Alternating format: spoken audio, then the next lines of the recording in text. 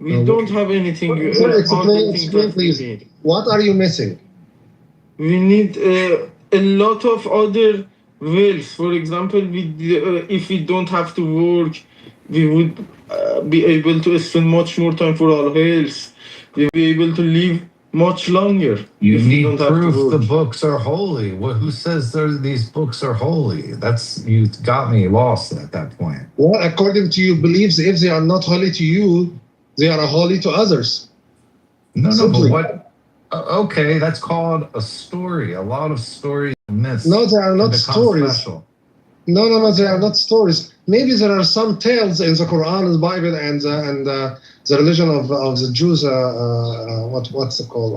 I don't remember. The Kabbalah. Sorry, my English is not the second language. The first language. It's the second language. Okay. Torah. Yeah, Torah. So according to these stories, they are just like models to you in order to learn from them.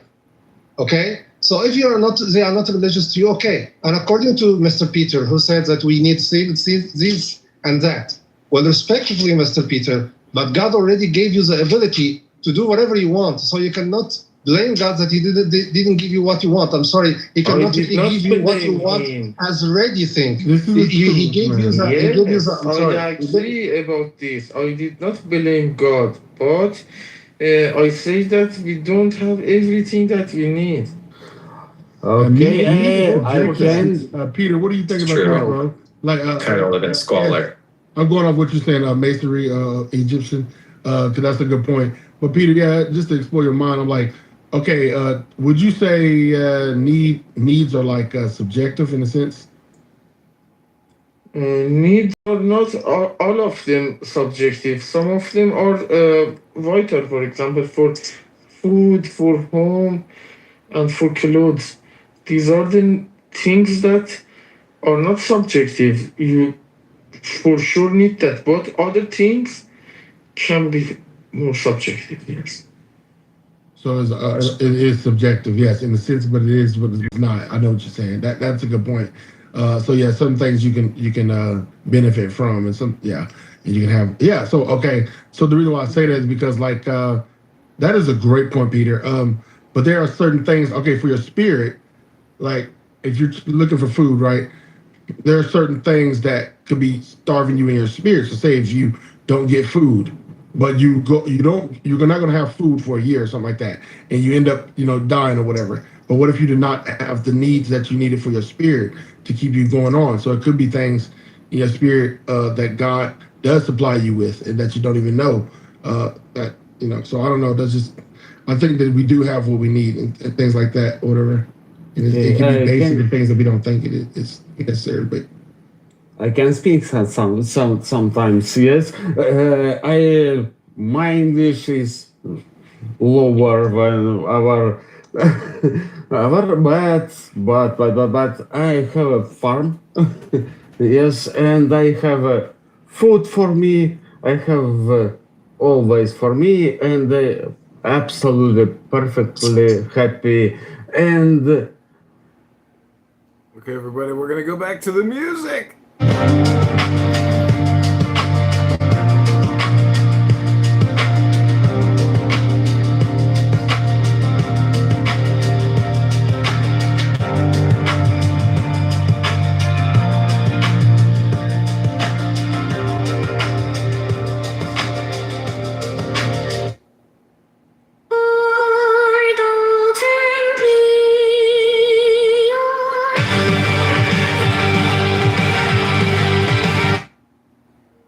Let him beware of abstinence from action.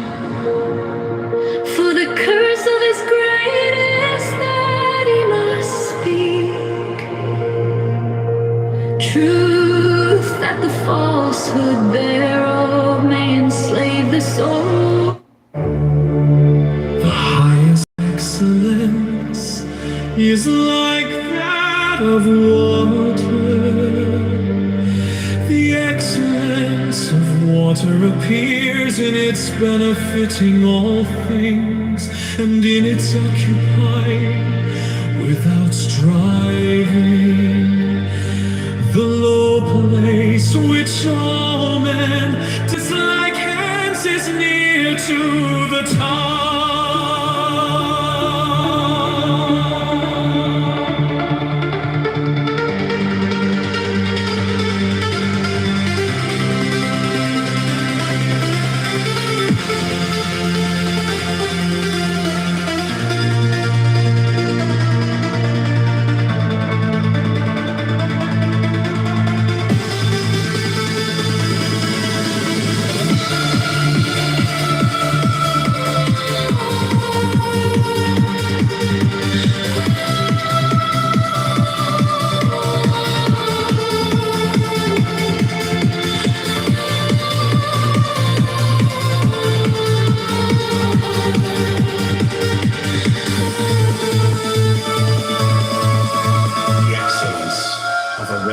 Is in the suitability of the place. That of the mind is in abysmal stillness. That of associations is in their being with the virtuous. That of government is in its securing good order. That of affairs is in its ability. And that of the initiation of any movement is in its timeliness. And when one with the highest excellence does not wrangle.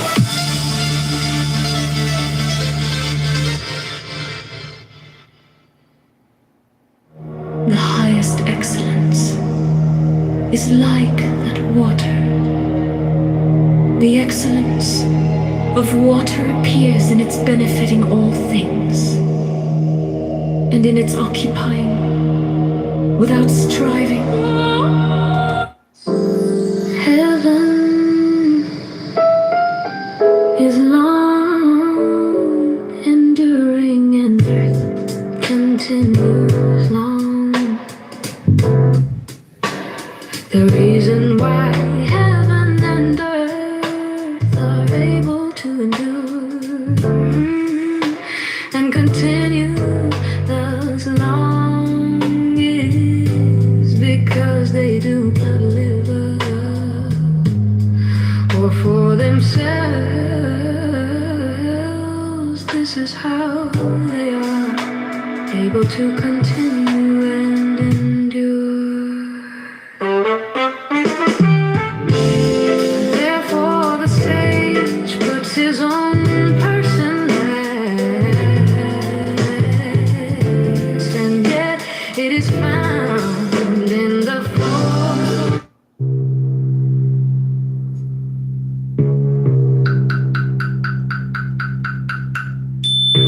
Give me the sign of the open eye, a riddle of shadows where whispers lie, the thorny thigh, the maddening cry. Open, open, open. I am awake, the serpent shakes.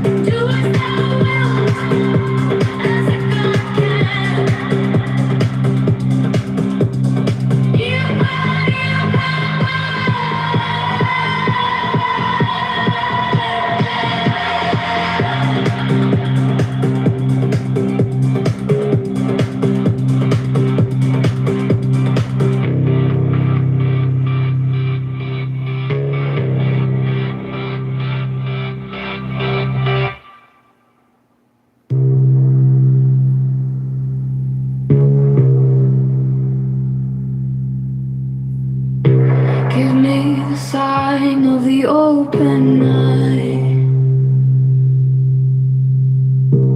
A riddle of shadows where whispers lie. The thorny thigh, the maddening cry.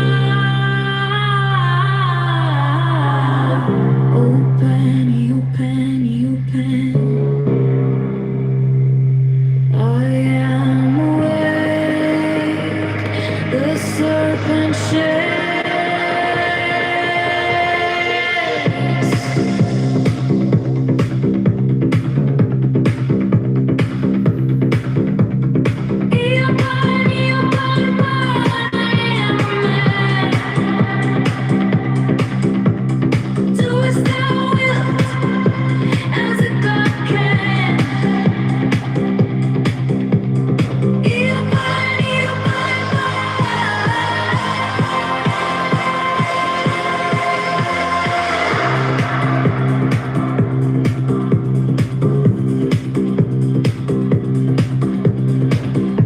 The eagle strikes with his jagged claw.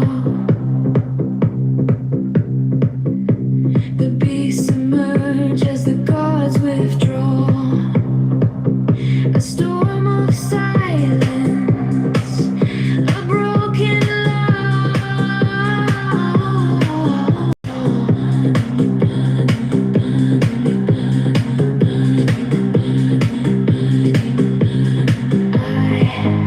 I'm born to death, reborn on the hunt.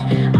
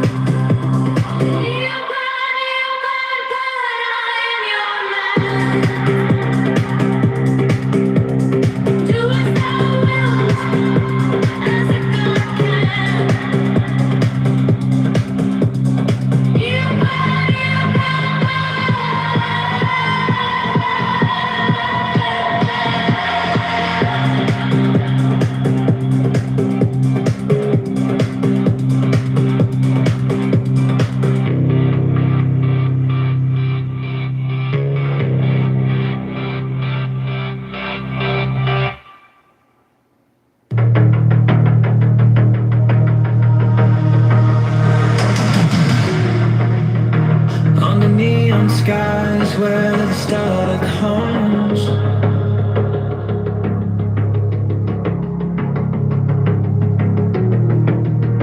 Shadows whisper truths as the bassline drums. My will is fire, unchained, untamed. No path is written, no soul is blamed.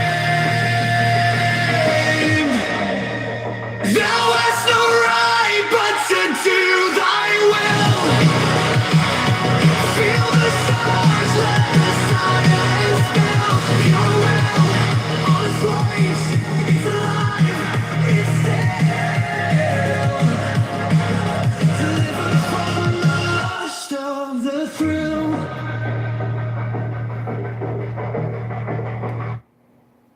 Okay, we're gonna jump back into a clown house room. Here we go. Is it still going? Oh my God, it is. So now I'm going to beat the white man up, and that's the white man to pay me some money. Because a group of people say that. But nobody's asking. But nobody's asking white people. But nobody's asking white Hey, people. shut your dick in the booty ass up. Nobody's asking white people. Coco. I don't know They're if you know. asking their nation. They're asking their government. Coco, I'm going to ask you a question. Not white people itself. Coco, I'm going to ask you a simple question, and please answer just honestly. Mm-hmm. Do we live, Coco, in a majority white nation? Okay, what's your point? No, I just want to ask the question. What's Please your answer. point? What's your point? Because our government also have black representatives as well who can also vote on those or and not. So it being majority white has absolutely nothing to do with anything. Oh, really? No, I do agree with So, that. hold on. So, Coco, I want to make sure I'm understanding you. So, if Because the white mind you, we're asking our we government. can't talk together, Coco. We can't Okay. talk together. Okay. I'm gonna make a point real quick here. Coco, why should any white person pay reparations for something that they were not participating in? No one's asking. Hold on, wait. That was to me. Wait. Now, no one's asking my white neighbor for reparations for something that my nation did to my family less than 80 years ago. Okay? I'm not asking my white neighbor, hey, you need to give me reparations for something that my state or my government did or my federal government did to my ancestor or to my great uncle or auntie or whatever have you. I'm not asking my white neighbor. I'm asking my government. It's a completely different thing. But it comes from Okay, taxes. I'm gonna make sure. Let me finish, guys. I It just want to comes make sure. from taxes anyway. You guys are funny. Yo, you better not do the tax thing, bro, because we fund all type of shit that don't got shit. Thank you, because we pay taxes too, like hello. Yo, our tax dollars go to all type of shit. Hello. Can we have a conversation? Can we have a conversation? On a serious note, as a black person, everybody black that's for a nigga that's worried about gay niggas, can you let Edward finish talking, please? Thank you. Thank you. I just had a question for the. Okay, before we go on, I think can I just answer Coco, please? Mike is right within. Okay. All I'm saying. All this grown gay ass nigga Coco. Okay, it is my name on here, ain't it? Why would you know how to read? What the fuck your You daddy call you? Read, don't you? Oh my God. Okay, my bad, Edward. My bad. Guys, all I want to do is have a dialogue, whether you guys agree with Edward or not. All I'm saying right now, all of us are responsible for our own behavior. We can have every excuse in the world. We can ask people for whatever we want. You have a right. You can ask for it. You can lobby for it. You can do whatever you like. That's the beauty of America. You're free to do whatever you want. Doesn't mean that people have to respond to you. Yeah. And that's why. One second. Let me finish. That's why. Is this like? Can somebody mute up, please? Can somebody mute, please? I'm getting feedback. Young, you're hot micing. Yeah. Hey, where's Edward's green bean? Where's Edward's green bean, guys? Come on, man. Okay, I don't need to. I don't live in America, but I love America. Can Edward finish? Please? Thank you. Hey, you be kind of long-winded, bro. That's why people be cutting you off. Right. He been real kind of lengthy, but yeah. Hey, but wait, was he done? Did he get a call? No, Edward. Wait, hold on, y'all. Hold on one. This nigga worried about niggas being gay so bad. Like, what the fuck is wrong with you? Hey, Edward. Hello? I don't want to hear from no Like, nigga. what? Hey, y'all missed the crash out segment. It was like 30 minutes ago, maybe an hour ago. We're not crashing out right now. Hey, Edward, this is something to think about, Edward. Look, bro, and we don't even have to go all the way back to slavery, bro. Let's just go back to Jim Crow. And a lot of us still have parents that are alive that lived through that. Do you realize, Edward, that the majority of the wealth that white people in this country obtained, that wealth was given to them by the government? From things like the Homestead Act, the GI Bill, and we were citizens then. But guess who didn't? Guess who couldn't partake in that? This is why. Somebody wants to help you while you're in Mississippi. Okay, all right, okay. Maybe, I don't know. I don't live in Mississippi. I don't go there very often. If in fact, like, if she was that concerned about the black and white thing, why the hell was she living in fucking Mississippi? Because I'll never go there.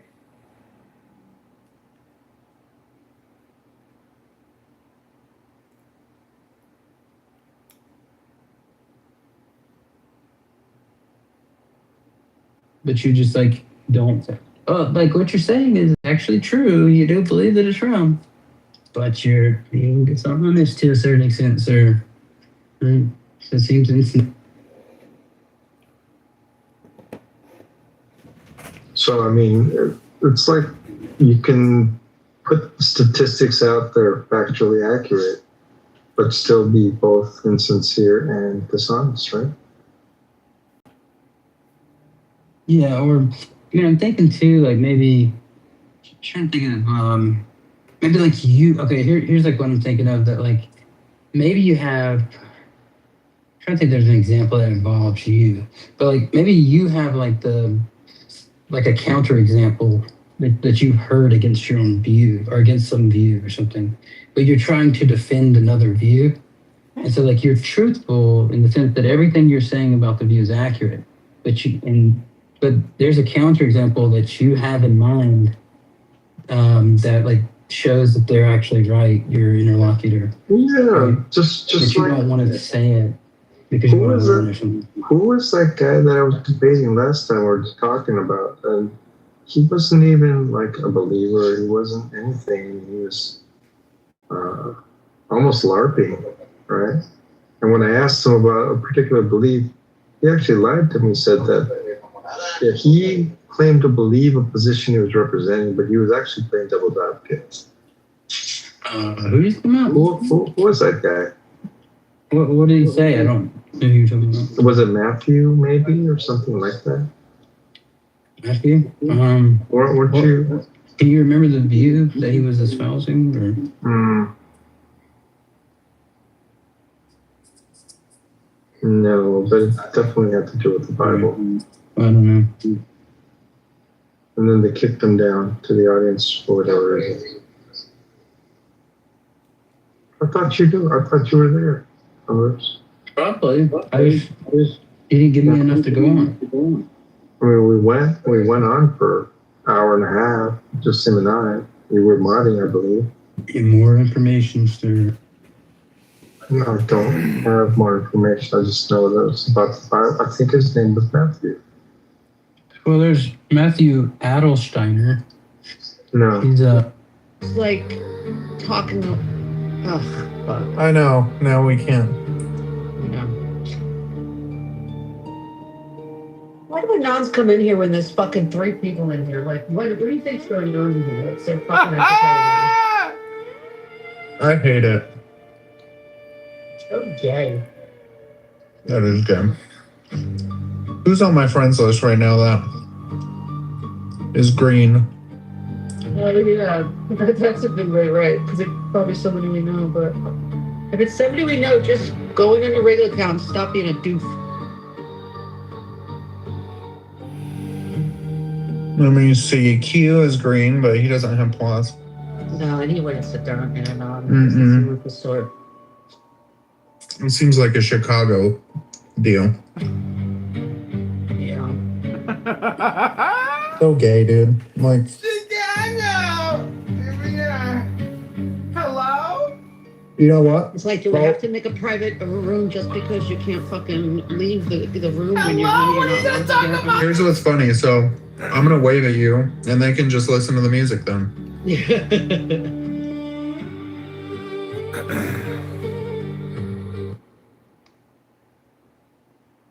Bruh, I swear, IBK are bitch ass. Like they make it so hard to log in. I hate it, man. They make it so hard It's to for log in. safety, but I know it's annoying. And then you go move one page and you got to redo the whole thing again, right? You got to go read the thing, right? It's infuriating. I get it, right? That's why they're rated like one of the safest brokers. I think top 2 or top 3. I'm tired of it, right? You know what I mean? It's like I fucking got to go click one. Like if I'm trying to look at a page, and then I have to go with my IBKR.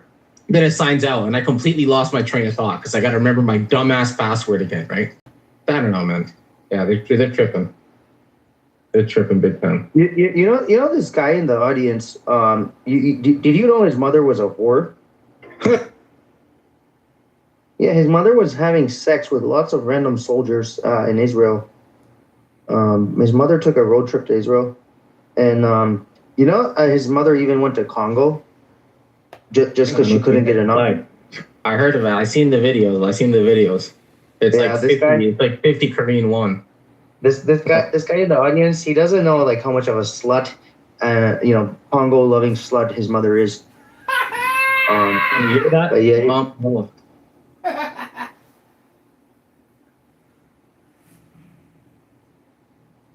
It looks like Spadina is like the spot to check out the food. Where's Spadina at? Salad King got #1. Salad King? Spadina, that's in Toronto. Salad King, that's what I'm saying. Salad King is amazing. Yeah. I fucking love that place. There's people there that are like 3 generations and they don't speak a lick of English. That's how you know it's great. Right? The top 10 was Salad King, Massini, Gobadino. I'm not really into tacos, so I'll skip that. Lady Mango, Roll San, Chinatown Spadina, Momo House, Bloor West, St. Lawrence Market. Whoa, named by National Geographic. Little India, I would check that out. Pakistani, under $15 meals. You gotta Corso Italia and Shanghai Soup Dumpling spot on Spadina again. Spadina is the spot. You're traveling. Why do you wanna spend under $15 when you're traveling? What the fuck is wrong? Are you going to Thailand? You're coming to my city. You reckless with your funds, dog. You reckless. Yeah, you need to check out. All right, hook me up, man. If you know a better spot, yeah, go ahead. Momo House is like world class. It's one of the best I've had in the world. Momo House is amazing. Tibetan, y'all. Tibetans. I'm telling you, like this is like it'll even if the pictures don't look that good, I'm telling you, it'll blow your mind. Momo House. Well, we got a Tibetan place that just blew up. Philly's restaurant scene's got to be way better than Toronto. Yeah, like shout out Philly. Trust me, it's not the same. The place that blew up in your country is not the same standard. We about to find out. Yeah, we're about to find out. I'm about to show you. You're never gonna mess with my stock picks again. No, I've got that. I forget SLA or something like that. That one looked pretty cool. I bought some of that. See, do you see how Cisco got kind of hit? And same thing with Cerberus. After hours, it looks like Applied Materials got hit too.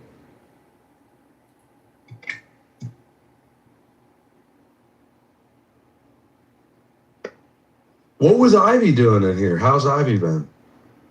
She's wonderful. She was really happy today. Hey Nick, let me ask you a question. Should I make a pizza or a pasta right now? What do you think? Pasta.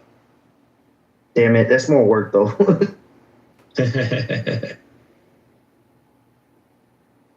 All right.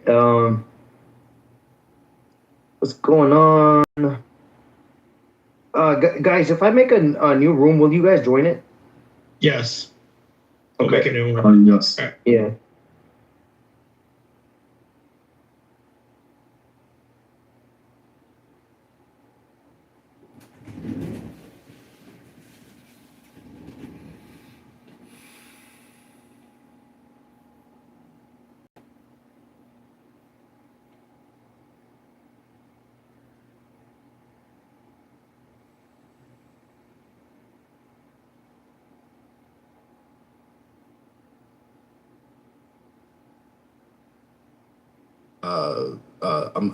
DJ Fridays had the perfect word, restoration. It's more of a here's what we did to you, here's the harm that it caused, here's the reprimand or the reprimand, or here's the because mind you, reparations isn't just in a monetary form. It could be in many monetary. I mean, it could be in many forms. It's just the monetary form is the most popular one. So like, there are many different methods of reparations. So like, yeah. I mean, y'all keep asking the question, and I hate when Black people ask this, like, what damage was harmed? It ain't always about damage. It's what we wasn't able to pull out the system like our white counterparts did. I just told you, a lot of white people, wealth, generational wealth was given to them by our government. The government literally gave them their farmland, literally gave them their wealth. Do y'all not understand that happened in this country? When this country was developing and they had all this land that they had over here, they literally passed it out to people. They didn't earn that shit. They handed it out. But if you was Black, you better not bring your Black ass to this office and fill out this application. What are you doing? This ain't for you. This is for John and Peter. Your name's Jerome. So DJ, can I ask you a question, DJ, if I may? Yeah. So, do you believe that injustice is on the planet? Bruh, Come on, Just bro. say yes That's or no. like No, me I'm getting being, into a no. I'm asking honest questions. No, Could you no. follow me along, DJ? Can you just follow me along, please? Okay, no, because what you're doing is that's like me getting into a car accident, and when I go file a lawsuit, they say, "Oh shit, everybody He gets just wants you to go along with it. He just wants you to go. Yeah, along. exactly. Exactly. Just have a conversation, DJ. It's okay.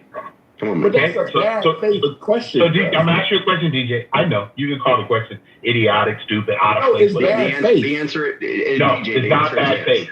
It's not okay. No, it's okay. It can be if you want it to be. So this is my question, and I want you to be honest with us.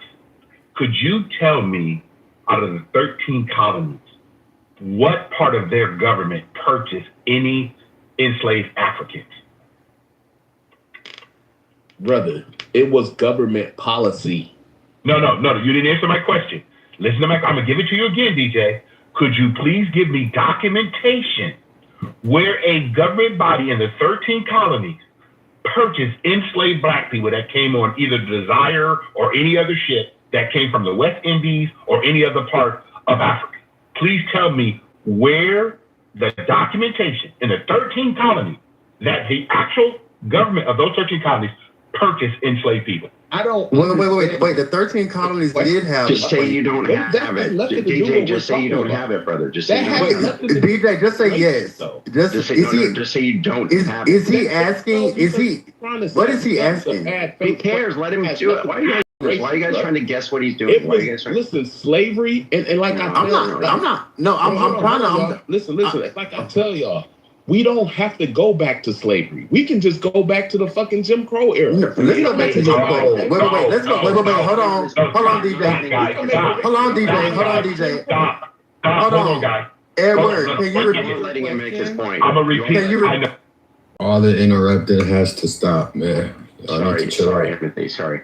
They're not letting him make his point. If you guys, I literally just asked him to repeat. Coco, I know, Coco, you're doing right. Coco, you're doing right. You're doing right. But DJ, I'll repeat the same question. I'll repeat the same question, guys.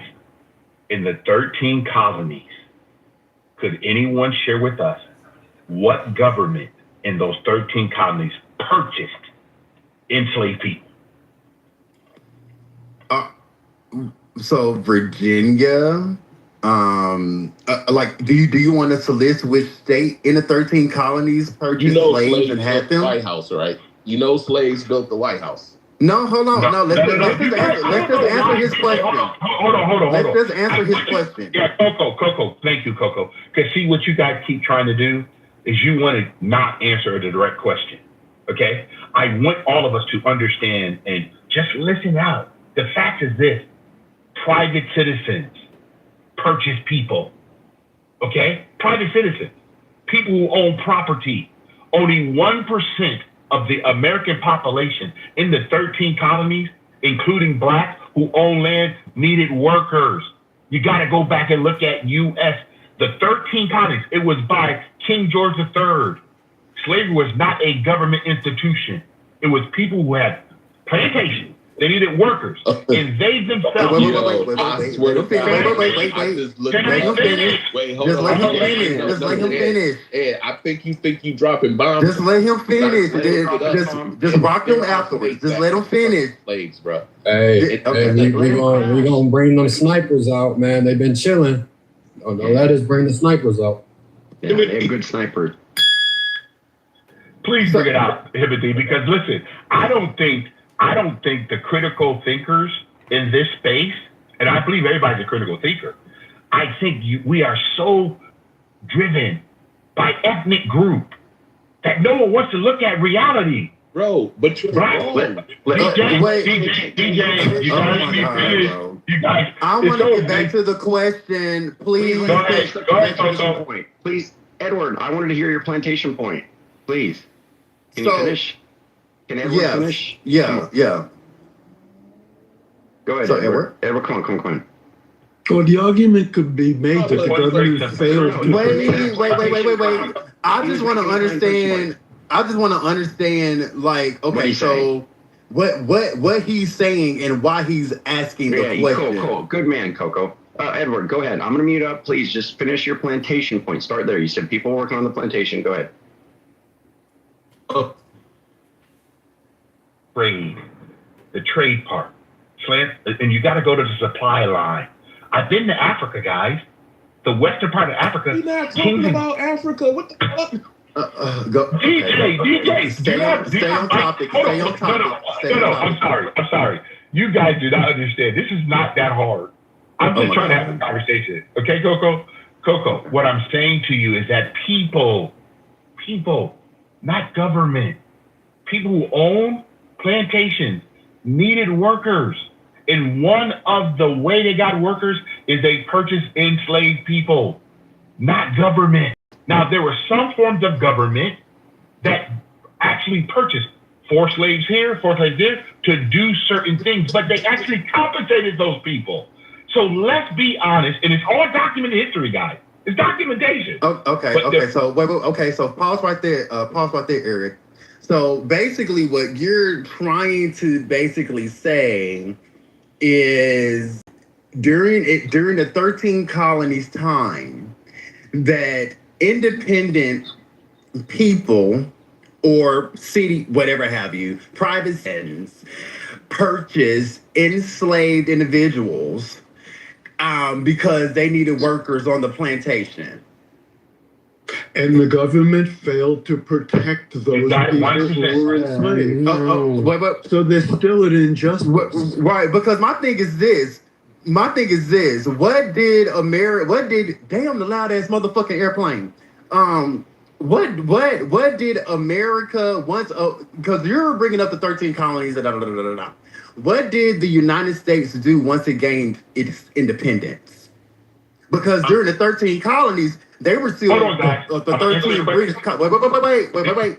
Because during the 13 colonies, they were still the 13 British colonies. So what did America do once we gained our independence? The next, and I want you to hear from 1776, we abolished slavery. We're the second nation. What did no. What did no. When we gained our independence. Where did we gain it, Coco? Where did the United States do? Because you finna say that we got rid of slavery and the hell the fuck no, because even in some states, Mississippi just got rid of a motherfucking slavery rule like 10 years ago. So no. When we gained our independence, we did not just outright abolish slavery because the Emancipation Proclamation would have never had to be had. So what did the United States? Wait. I let you fly. Just answer my question outright. What did the United States do once we gained our independence? And then I want you to answer, and then I'm going to answer it, and we can be done. Hello? Use my time just to explain to you very clearly. 1776 gave independence to the United States for the first time. We were no longer the United Kingdom. We divorced King George III, who was the largest purveyor of slavery. It came from Britain. We divorced them for a reason. Because you know why? One of the grievances was slavery. They wanted to get rid of it.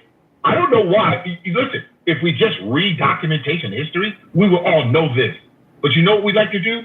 We like to move forward on colorism. You're not answering, Edward. Now to get this off. Because no, you didn't. What did the United States do in regards of slavery? In regards of slaves, mind you, because after independence, there were still slaves. There were still plantations. So after the United States gained its independence from Britain, what did they do? Or the United Kingdom, British, whatever have you. What did they do? You mean what did they fail to do?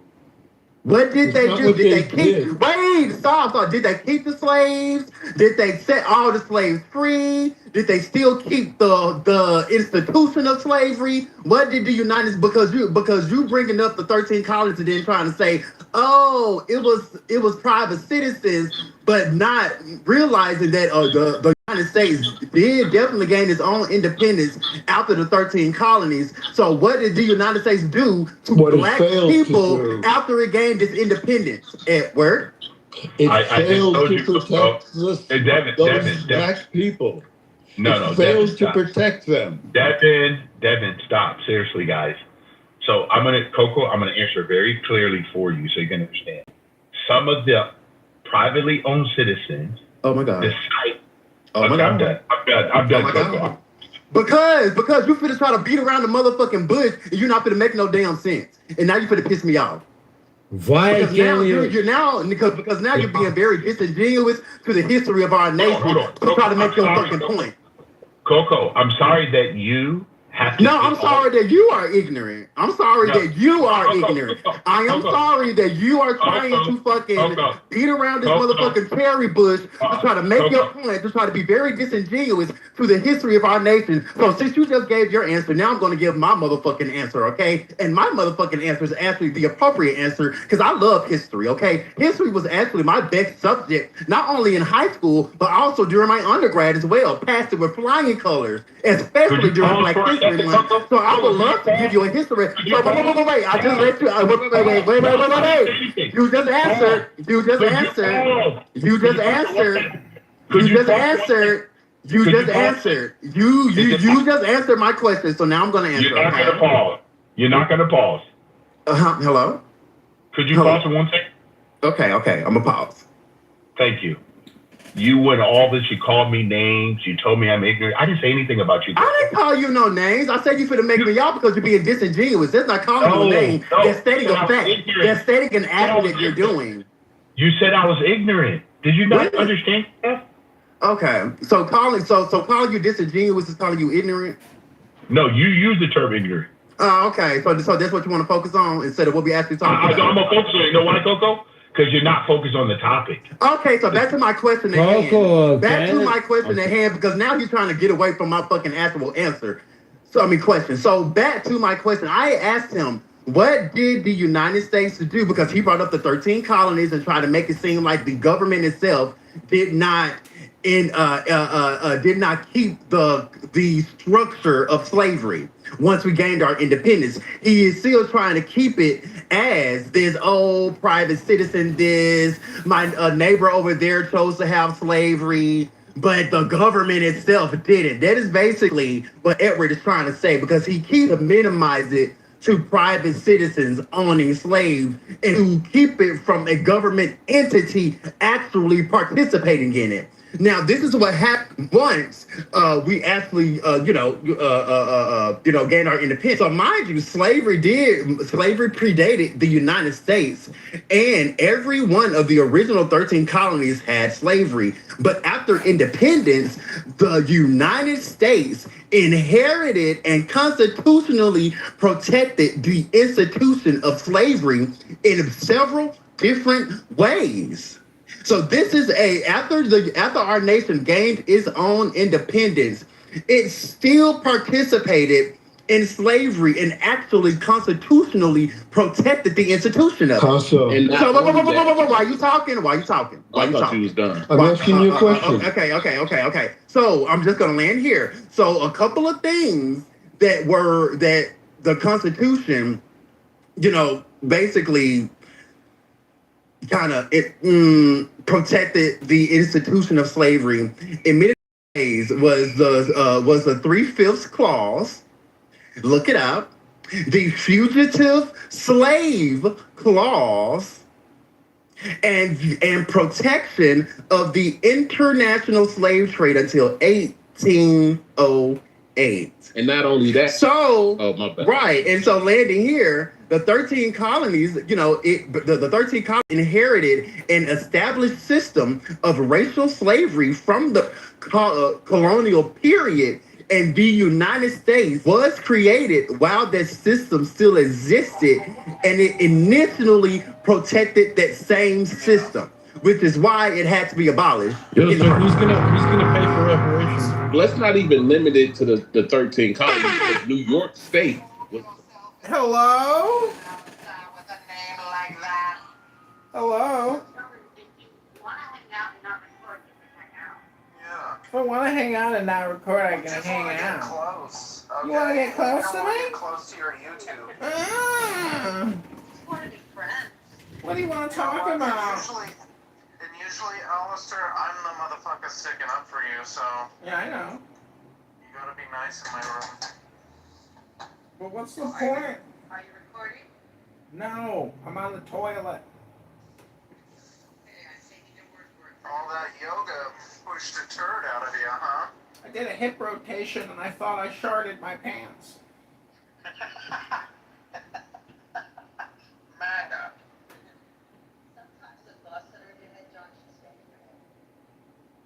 At least while you're at the therapist's office. You're I thought that projecting. about myself. You're projecting onto me. 100%. 100% I am, because I've been at the therapy at one point and I've been like, all right, watch what you say here. We're just feeling this out. Yeah, don't tell them too much. They'll know all your secrets. Exactly, but her solution was move to California. I'm like, literally. Yeah. You don't seem to fit in here. Maybe you should move to California.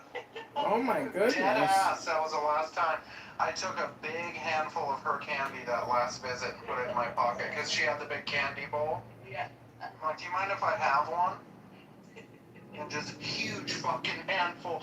That was the last time I was there. I'm like, bitch, if that's the solution to move to California, you think I'm depressed here and you want me to go live in a tent on the beach?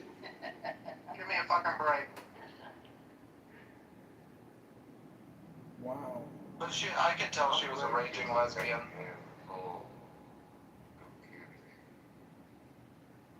Maybe she was a lesbian. She thought I was going to take her woman, so she didn't want me in the state.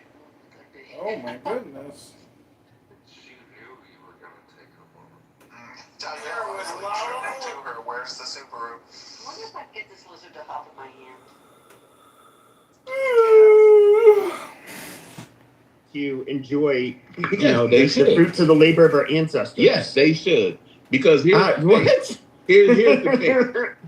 In my opinion, especially for you first generation Americans, y'all really shouldn't even. I think it's disrespectful that y'all even be having this conversation because y'all really still guests in this house. Oh, y'all really are did guests. y'all hear that? That's dang. That's But I mean, if we win, that explains a lot. I mean, if we win, win, but I don't think you really want to go down that route because, I mean, I can go. Oh, it's been happening for a few years now, Pepe, because you don't have the equity that I have in this country. I bet. Well, first of all, I have ancestors that have been here longer, so probably than you. Nope. What ancestors? Well, okay, so like the person with my last name came here in before 1619, whatever. So it was literally before 1610. I'm not giving the exact year, but I don't really. And who we want to, if we really wanted to go that route, I could talk about who the founding fathers wanted into this country, who they ever thought was fit y'all can't never to every move to time this y'all country, say that, y'all and can't who they ever thought, prove who that. they even thought should have the right to vote. Y'all can't ever prove that because them same founding fathers. Listen, those same founding fathers, like Thomas, I think it was Thomas, one of those Thomases. He said, if there's a just God, our children are going to pay for what we're doing. They knew that shit was fucked up what they was doing. Sure, but okay, let me put it like this: they were abolitionists, or they supported slavery in the South. Even amongst the abolitionists, it was more common for them to at least they agreed that blacks should not live in civilized society. Tell you, So they did not. That's why he's stuttering because he's making shit up right now. You can't. I'm literally not. They said that. Yes, that was the argument. Was basically, what do we do with them once they're free? Do we send them back to Africa? They shouldn't be with that. They shouldn't be living with us. Saying, are you proud of that? I'm not proud. Okay. I'm not making a judgment. Tell you. The reason I asked you, see, I'm mixed, right? And that's why I'm ashamed of my whiteness because of that. When I hear talk like that, okay, how could you look in the mirror as a man? Okay, and yeah, you don't get a fair shot when you're dealing with a black man. You know why? That white privilege, yeah, that part. White privilege. Well, I would say you were. Here's where you benefit from white privilege. Are you okay with white privilege? Yes, I'm as a man. fine. Hold on, as a man. So, okay, this isn't your fucking room, so shut the fuck up when I speak. Okay, then shut your fucking mouth. Okay, you gonna come up here being hostile like this? We were just having a conversation. Nobody was cussing or yelling at each other. I didn't cuss at you. Now, well, let me speak. Now, I would say that if we really want to go down that that route, you trying to make me hostile because I'm a black man? Okay, are you really going to shut your fucking mouth, or do I have to put you in the audience? I don't want to be uninterrupted again.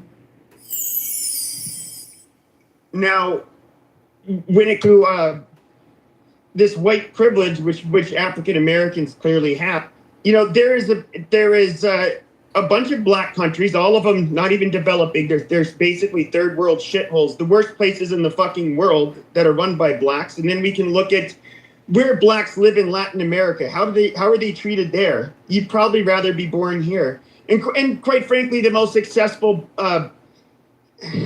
blacks, I guess you can put it, in the world, the ones that have the most impact, you know, culturally and quite frankly, just have the best lives. They're African Americans, really. So I mean, you guys really have nothing to bitch about. And if we're being very honest, had your ancestors have not been enslaved, look at the Congo. What the fuck do you think you would be living like today? Hey, wait, hold on, please. Wait, ain't the Congo getting raped by like y'all. China and other countries and shit? Back to the Future understands, if it wasn't for the slaves, Pepe, America wouldn't exist as the America today because they wouldn't have had free labor. You know how you could build a company? I actually disagree with that. I think it would have maybe taken longer. But no, listen. But at the end of the day, what you did is you had Native American. Let's say that you didn't have black people. Now there's something that's very similar. We can look at Australia, New Zealand, Canada. What's really funny is these countries all have pretty much similar standards of living, similar laws. Everything's very similar, and I think had there been no black people, it would be I think it would be just fine. Hey, Pepe, let me know when I can talk. It would just be the amount of time it would take to generate that kind of wealth. Doing the World Cup. Can I say something on to what he just said? That's like me taking your mother, raping. Hold on. That's like me taking your mother, raping your mother, and then saying, "Oh, those kids are better because we have more money over here." Are you serious? But yeah, I'm serious. We're better over here in America after slavery, and that's okay with you. Okay, I'm not. You can get mad and butthurt about the past. No, I'm just bringing out obvious facts. I'm mad or butthurt. We know about the okay, and you know what was done. So you was okay with what's going on with chattel slavery. Didn't happen to you. Get over it. You know, so it happened to my ancestors. Yeah. Yeah. Do you know what would have happened to your ancestors had they not been enslaved? Your grandmother would have likely died. Your grandmother and your great grandmother would have likely died at under the age of 40. Okay, they would have absolutely inadequate health care. Finding food would be horrible. At that time, I think everyone would have probably died at an early age at that time. Probably. But no, it was a lot. Africa, the life expectancy in Africa was significantly lower just a couple generations ago in comparison to the rest of the world. That's because Pepe, come on, Pepe, listen. Wait, hold on, Pepe, listen. You know, during the World Cup, right? A lot of people from England, when they came to America for the first time, they were shocked about just about the amount of air conditioning we have over here. Yeah. I just watched a white kid who went to Italy for the first time. He said that Italy is damn near one step away from being a third world country. He was shocked how fucked up Italy is. Italy's not the best example. But you're saying but now it's not the best America example. is far above these European countries, bro. Far above. So what? Shithole.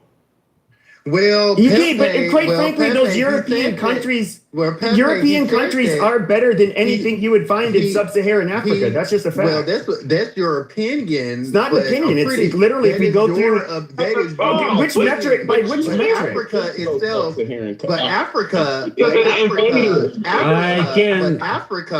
but Africa itself, naturally speaking, is naturally wealthy. And also people in Africa, like for example, they don't have to depend on credit like we do here in America.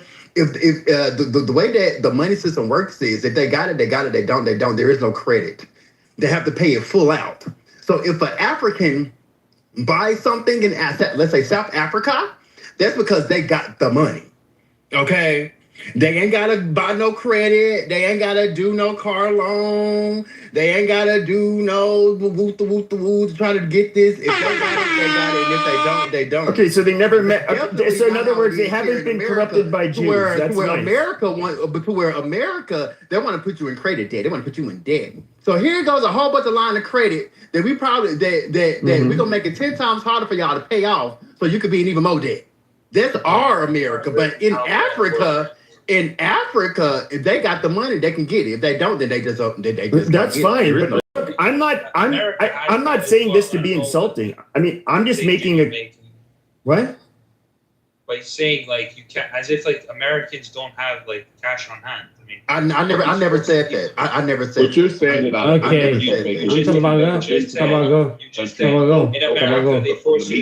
No. So that means you didn't understand what I was saying. In Africa, there is no line of credit at all. Like at all. So what? Well, I want to go back.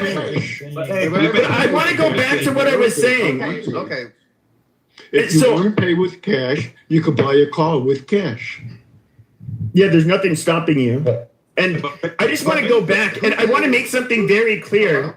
I want to make something very clear to the Black Americans. I think y'all intentionally try to miss people's points. No, I didn't. No, I understand. So you don't have usury. That's fine. I'm not talking about you, Pepe. Oh, okay. I would say this is just an ugly reality. And we were literally a white supremacist country. We thought we were superior to you. We thought you guys were not. We thought you guys were beneath us. In absolute terms, that is literally who we were, or at least our ancestors at that time. We thought we would take 100% of the time, take white people from Europe. Yes, we may think they're ethnic trash. You know, they're dirty fucking Polak or Slav or some greasy Guinea, and they're not as good as us. Yes, that happened. Don't forget the Albanian. However, at the same time, though, they thought they were at least worthy enough to be considered human. They did not see that with you guys. The whole time, all of these people, Black people. Who? What? Huh? Black people. They looked at you guys as less than human. Man, we know that. Black even people, in World War II, the most common complaint. First of all, they couldn't allow blacks to serve on the history. Are you talking about, Pepe? You said all the way up. We can go up until World War II. So Black people saw other Black people. I'm so confused. No. White people saw Black people as subhuman. They looked at. They would completely favor and welcome. We know that. Yeah. Yeah. Okay. And, even World War II. But hold on, Pepe. Okay. No, even during. Okay. Thank you. During World War II, they did not allow blacks to fight on the front lines alongside whites. They'd have to do it separately. The number one fear was that the whites would end up killing them. On the exit polling that they did on the soldiers or the service members after World War II, the biggest complaint was, how dare you let a fucking N-word wear my beloved uniform? They thought it was fucking disgusting. That is the history. That is how they looked at you guys. So, quite frankly, this was a country that was run by white people. Yeah. All of it.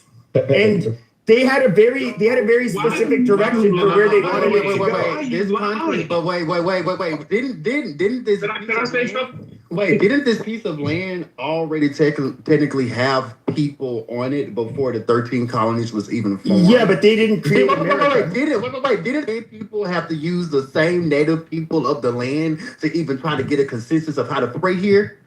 That's fine. Oh, okay. So with that being said, I find it really interesting in your rhetoric of how you're trying to paint this picture, right? That white people just made everything instead of stealing, pillaging, and whatever the fuck they be doing. Okay. They just came to America, all of a sudden just knew what to do and just started running it. I would say largely they didn't kill people to do it. They didn't steal from people to do it or anything to create that. Sure. I don't think they came here mostly to colonize, but which involves a little bit of conquer. It depends on which European people, but the English they were pretty straightforward. Say there's a big difference between let me put it like this. There's a reason that where England ended up colonizing, those places ended up doing really well. And the French places were basically garbage. So were the Portuguese and the Spaniards they founded. They're third world shitholes. Pepe, can Holly introduce a little? Yeah, but Pepe, what you were saying was wrong because in World War II, they had black fighters. Okay, they had the Harlem Hellfighters. Okay, they were the badasses. But you missed what I missed what I said. You missed what I said. And then hold on. No, you did. You missed what I said because I said they could not have black frontline troops serving alongside the white ones. They had to do it separately. Yeah. That was my point. Not that there weren't black frontline troops. It's just that they could not. Yeah, they were on the front line by themselves. Okay. And the most resources are in Africa. Okay. Yeah. You quoted that as wrong. Yeah. The most resources. Yes, the most resources are in Africa. You know what's really funny is we can look back at Rhodesia, the breadbasket of Europe, which is now Zimbabwe. You're shouting. Okay, shush. It was the breadbasket of Africa. They could feed the whole fucking continent alone. After they ended up getting control over the country and the whites no longer had control, they needed to, not only could they not produce enough food to feed themselves, let alone Africa, which they could do, they had to get food aid, international food aid, because they're that fucking incompetent and retarded. So, yeah, rich on resources means nothing if you're too incompetent to actually utilize it. Yeah. So it's white people for the saviors. They were drinking. I'm being totally honest. If that's the case, then why would you have white privilege if you don't have to cheat? Please, go ahead, Andrew. Real quick. I really want to hear from Holly because I know she's got some good stuff to say. But I just wanted to say this. You know how they say that, like, that white people today, they benefit off of the enslavement of black people, and I just wanted to point out that there are a ton of inventions and amenities and quality of life enhancing things that white people have brought to the table in the United States. And so have black people. No, not nearly as Not even No. Because not if even you close. really want to go there, we can go there. I love history. So if you really want to go there, we can go there. Let me just say this: you can go to any Chat GPT or whatever. I don't have to go to whatever you want. Whatever you want. Let Andrew go. Well, let me just say this real quick. Automobile, mass production, airplanes, diesel engines, practical light bulb, alternating current system, telephone, radio, television, germ theory applications. Hold on. Here we go. Are you gonna list all of them? Hold on. Or are you only gonna list the quote unquote inventions of white people? These are white. You guys got to learn to do that. So Okay, you guys are getting triggered. You guys are getting triggered. Hold on, you guys are getting triggered. Figured out. Look, this is all I'm saying. You can try to bring up the black list if you want, okay? Since 1865, there have been an enormous number of inventions and advances credited to white inventors and scientists across the related field.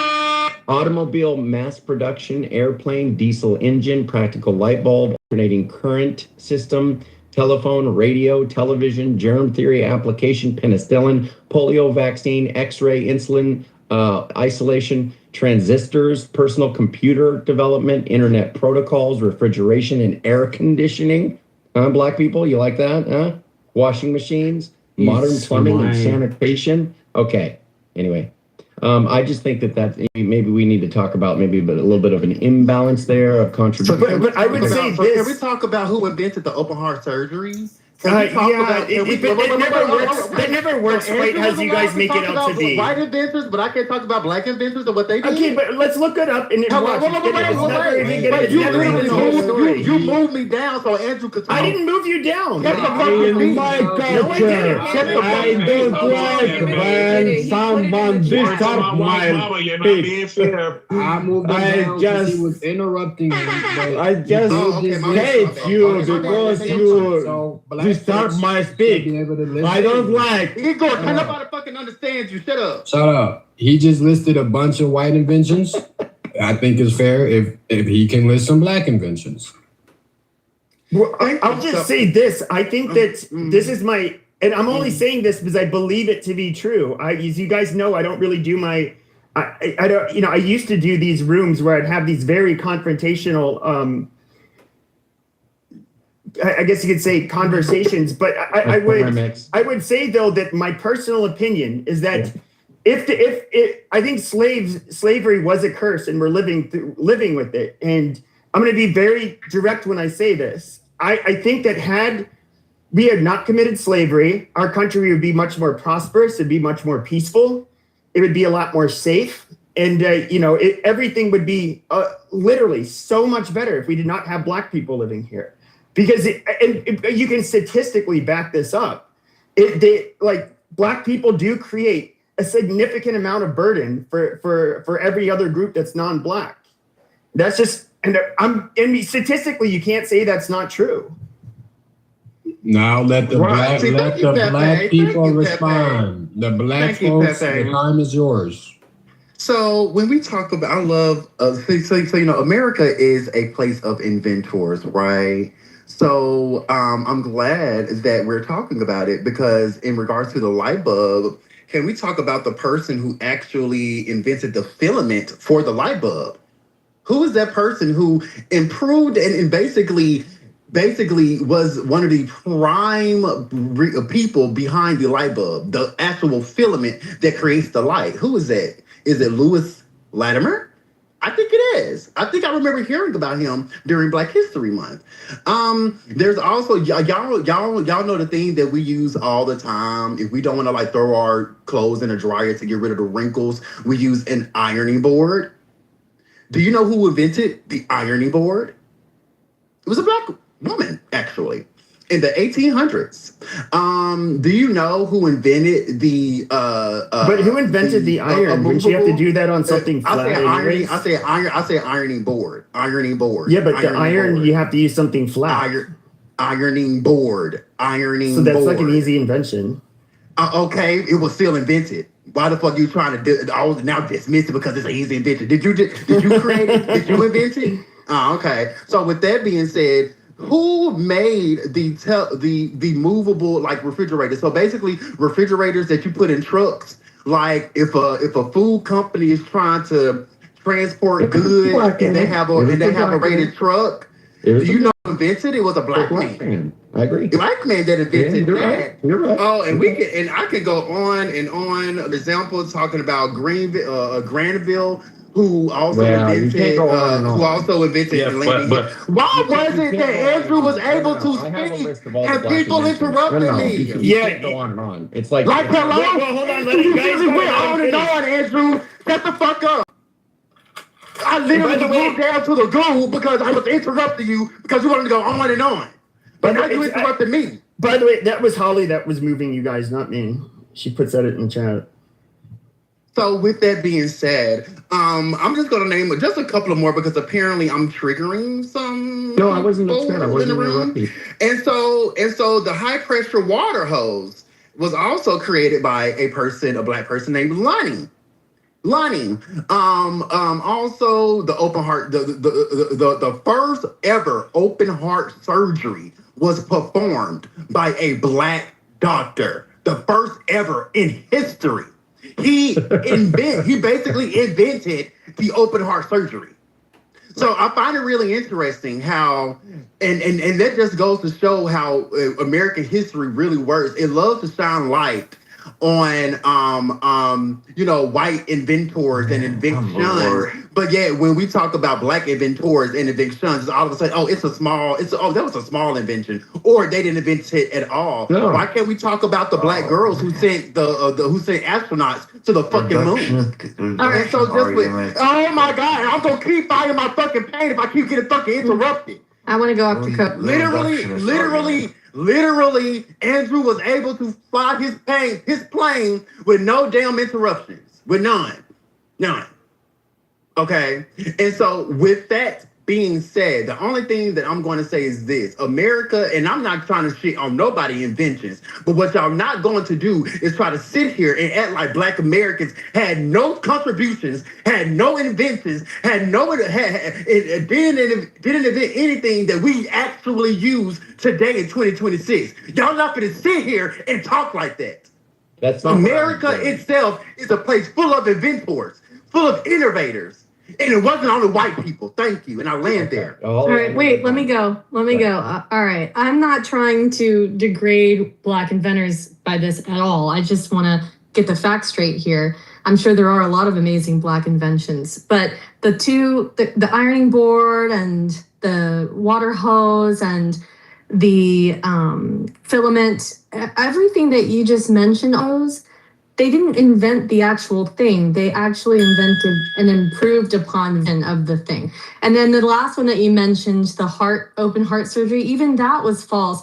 You're thinking of, I think, Daniel Hill Williams. He, in 1893, operated, I'm reading, on James Cornish, who had been stabbed in the chest. Williams opened the chest and repaired a wound to the pericardium, the sac surrounding the heart.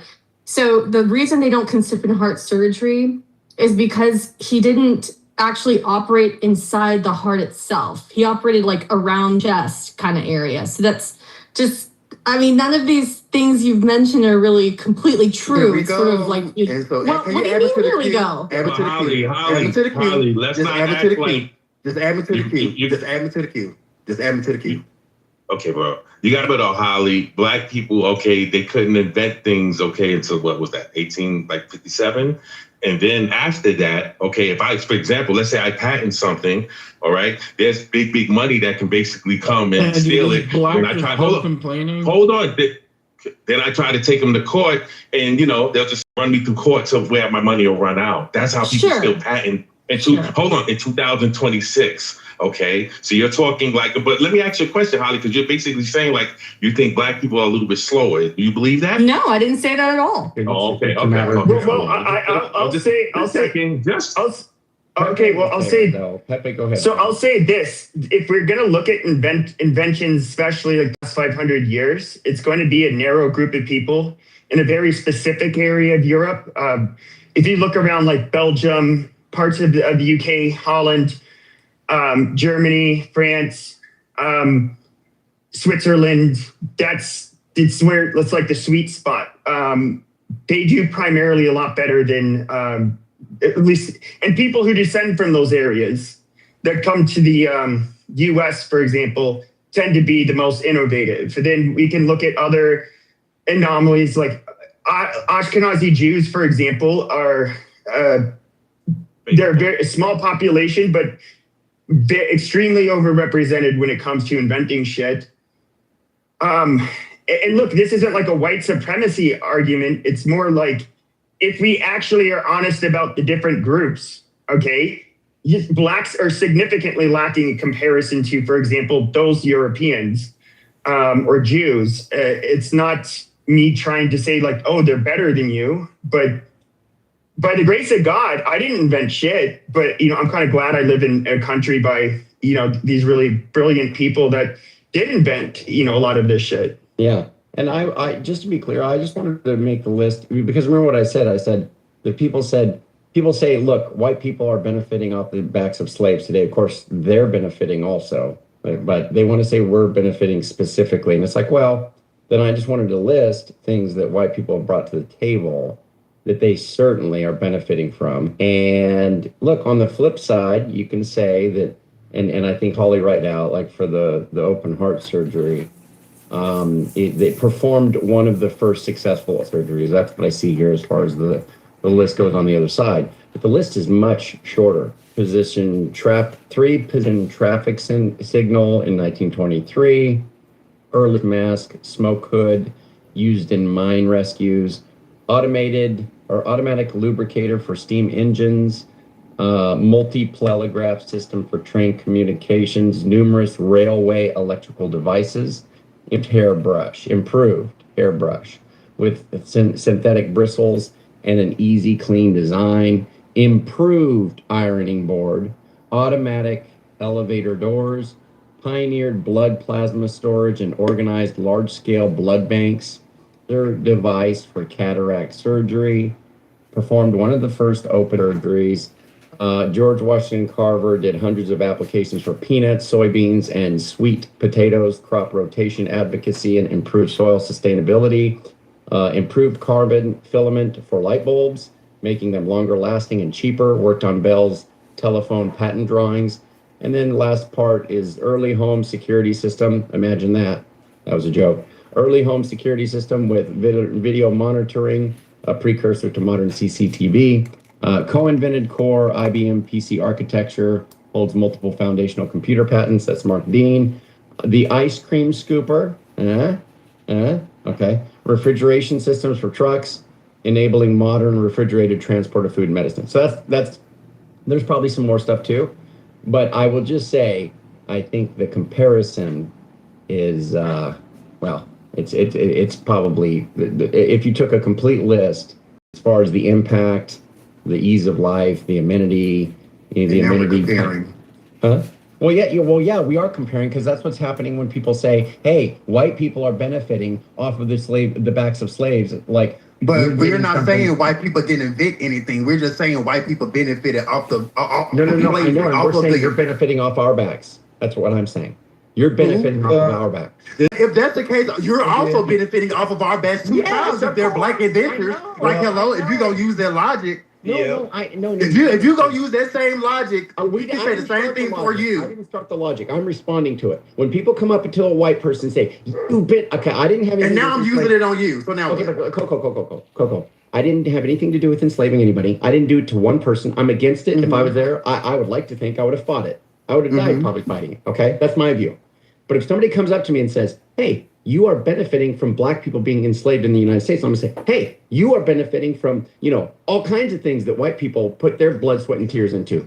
And then they could turn around and say, "Oh, but you're benefiting off the black things." Sure, but the reality is a continuous cycle of I did this and you did it and you did this and I did it. Okay, real quick, this is a good timing for a transition on the title of the room. By the way, good evening, everybody. Just been listening for hours. So really quick, because I was in the queue. No, not really quick. No, not really quick. Nope, not really quick at all.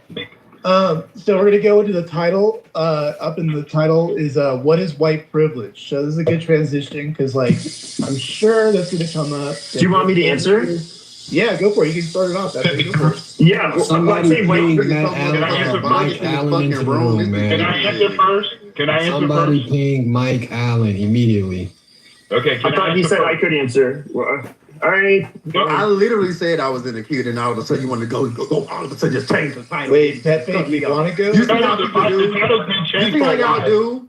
Stop. No, he changed it a second ago. I was going to be short as hell. I'm going to be the leader of the pack. I was going to be short as hell. Stop it, Coco. Coco, hush. I'm going to literally, the only thing that I was literally, Joe B girl, don't do that. Boy, literally, literally the only thing that I was going to say. Like to spur this on, actually. He wanted literally this topic. Literally, okay, Coco, we're moving on. I don't know what you're rambling on about. Go ahead, Edward. I'm talking about what we were just talking about. Why y'all all of a sudden want to change the title when I'm finna get ready to talk? No, we're not talking about that anymore right now.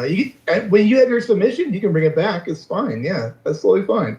I was already in the queue to make the submission. Oh my gosh, no. Okay, Edward, go ahead. Just go ahead and start the conversation, Edward, if you want. If not, Pepe, you can go too. What is white privilege to Edward? Is that I live in a majority white nation. I'm happy I was born in the United States. It's crazy that you put somebody else. You could have just said, "Hey, Darius." Coco, I don't know what's wrong with you, man. Wow. He was in the middle of speaking, and then they changed the topic. I guess that's. Well, we didn't change. I was literally in the middle of speaking, and Mom, he's been talking nonstop. Topic, and instead of just adding me back to the queue, he put like 3 other people in front of me. It didn't even say that I could go with my submission. Now you see what I'm saying. Coco, is it possible for us just to move to a new topic? Is that possible? We can move to a new topic, but you're not going to sit here and act like I wasn't getting ready to speak. You could at least put me back in the queue. Yeah, I don't care where you go. I'm talking to the doctor. I'm not talking to you. Thank you. So right now, if you can go on mute, because I'm going to speak. Is that okay? Hello? I'm going to speak right now. Could you go? So I'm in the queue, correct? So I go after Edward. Thank you so much, because I was definitely getting ready to go. So I'll go after Edward. I got it. And Pepe can go after me. Thank you. Coco, have a puff and relax. I'm already smoking, bitch. Thank you. Okay. So because I appreciate the term white privilege as an American, because 630,000+ blacks died in Civil War, not that, white. I'm using that as an illustration. We shed blood on this only time in human history where we got to a group of people who decided that their young men and women would die in a civil war. Okay? Also, correct me if I'm wrong, everyone. 1776, our founding fathers, they were not people of color. The people were privileged, but they also made some courageous things. Okay? They wrote our beautiful 3 documents, our Bill of Rights, our Declaration of Independence, and we all got it, right? They invented the cotton gin. Yeah, and our Constitution. So what I like to say, for me, just Edward, you guys don't have to agree with anything Edward said, okay? I appreciate the white Americans that decided, those hung, those who helped abolish slavery, those who were free men who gave their lives, all the stuff that has taken place. So for me, what is white privilege to Edward?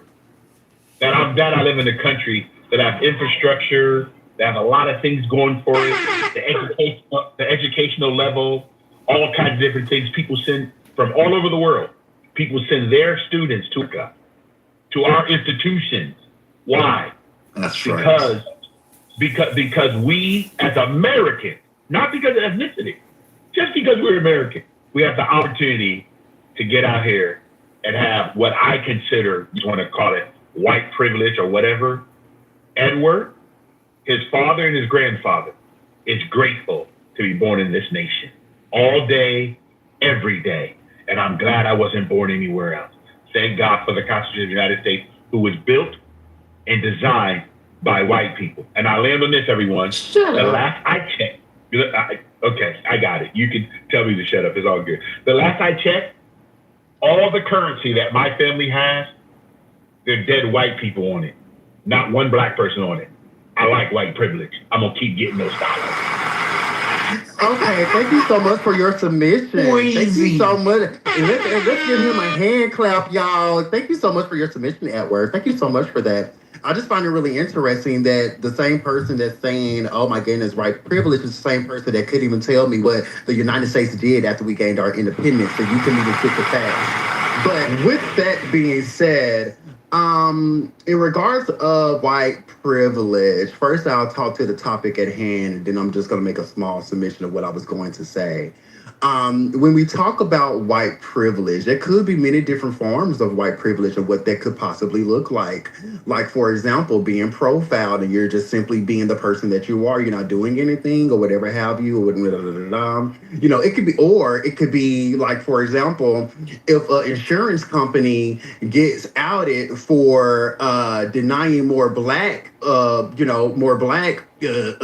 recipients than white recipients, that is a thing called that I would consider white privilege, because white people are getting more of the privileges of the insurance company. If a loan company is also out for denying more black people than white people, it's boring, but it's fact. So you can keep interrupting me, but it's fact. No, it's not. As long as you keep fucking interrupting, I'm gonna fly this motherfucking plane, bitch. So which one you want to do? Well, which one you want to do? Bitch. Which one you want to do, bitch? Fuck you. Which one do you want to motherfucking do? I find it really interesting how the racists on this motherfucking stage a little bit triggered when I start talking. Finish your submission. Okay, thank you so much. Because hello? Oh my goodness gracious, Lord Jesus, y'all need to learn how to practice emotional control. Good afternoon, everybody. Good morning. Good afternoon, good evening, whatever have you.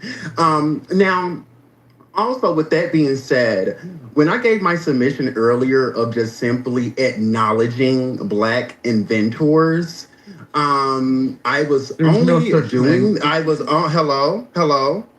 I was This is only a doing. long submission. Oh my God! That's because he keeps Why do getting y'all- interrupted. Hello? Please let him finish. Who keeps on doing I that? do not want to get my big mic. Who keeps on interrupting him?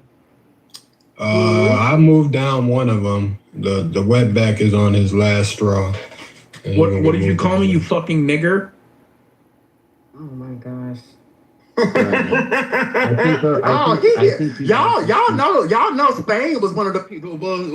Not Spain, but Portugal. Portugal was one of the first people to start the whole slave thing and all this stuff. So it really doesn't surprise me that a Hispanic. Oh, my bad. Okay.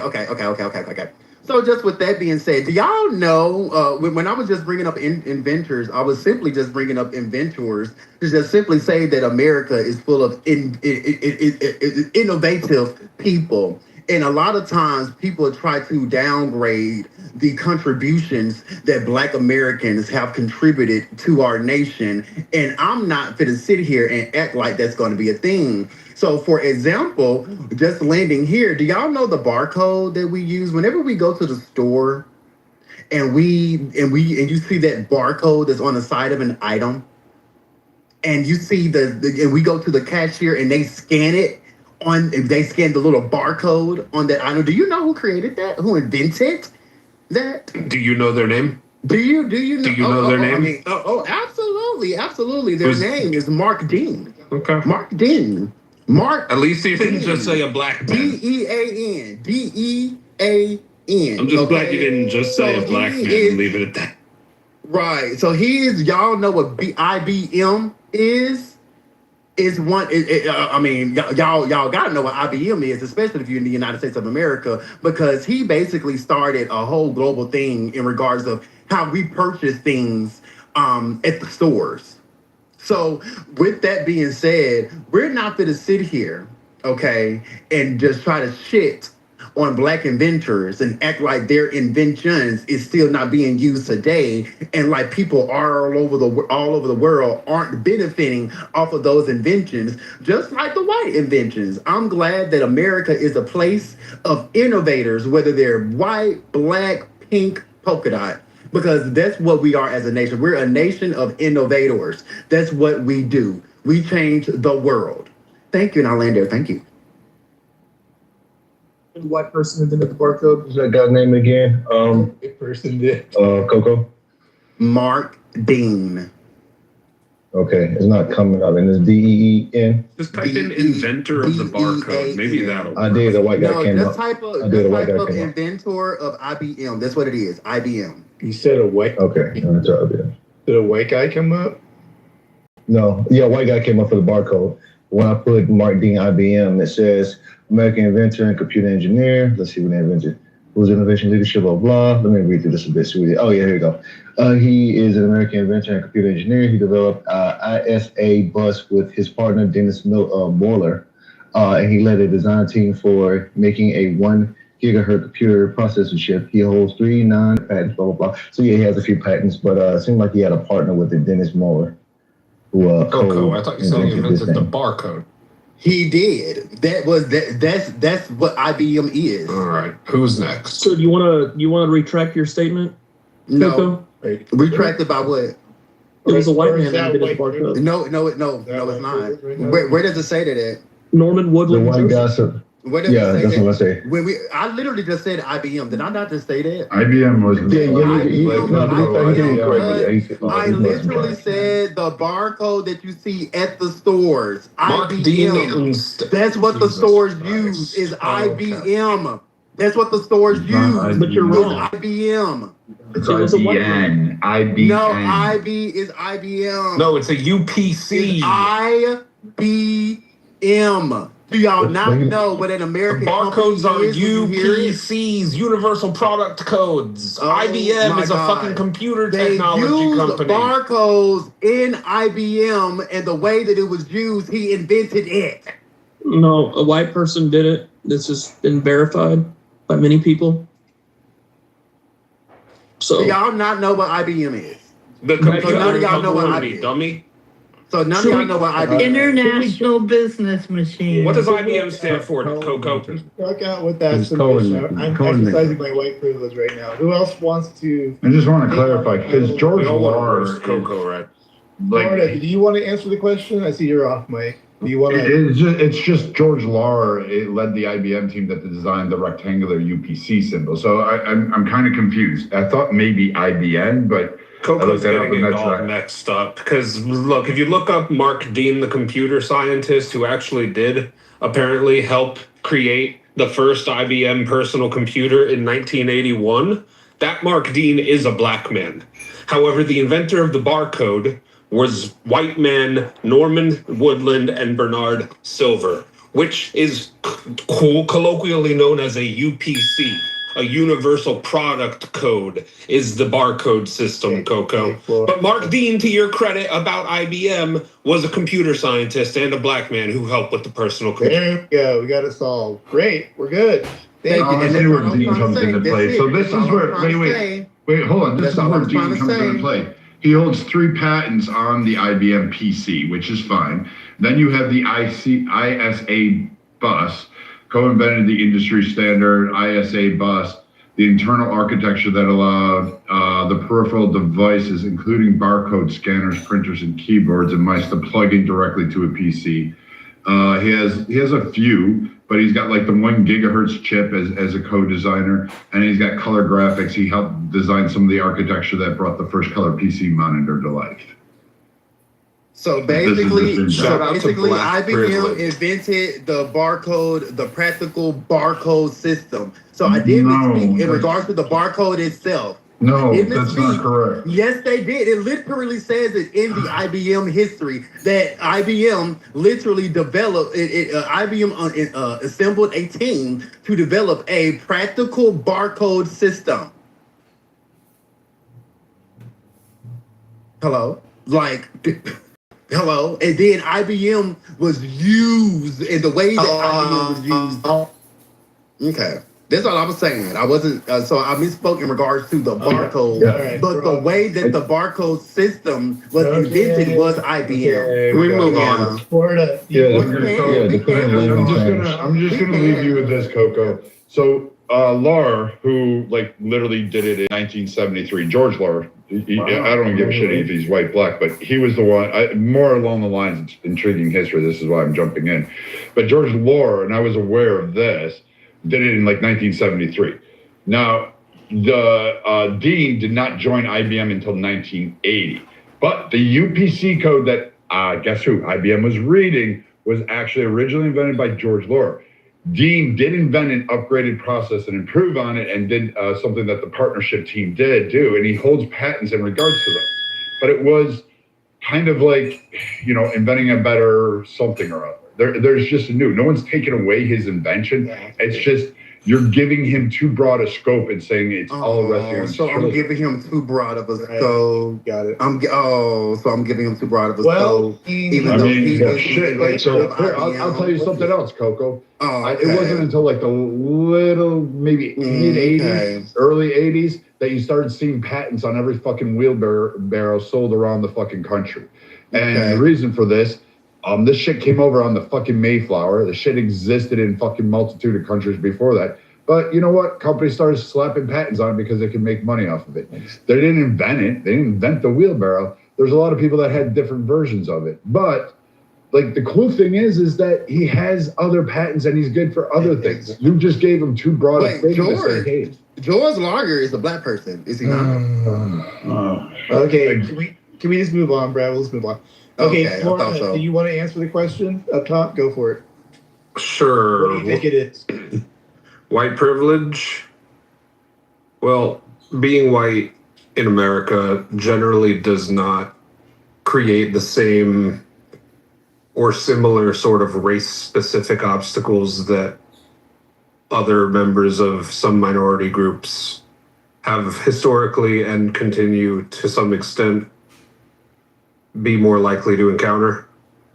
That's not to say necessarily that white people have easy lives, but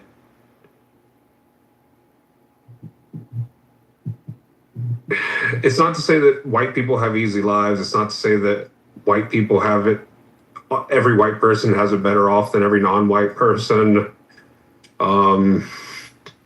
It's just the idea that like there are things that have occurred and continue to occur in some extent, way, shape, or form that like white people generally as a group do not have to deal with nearly to the same extent as non-white people.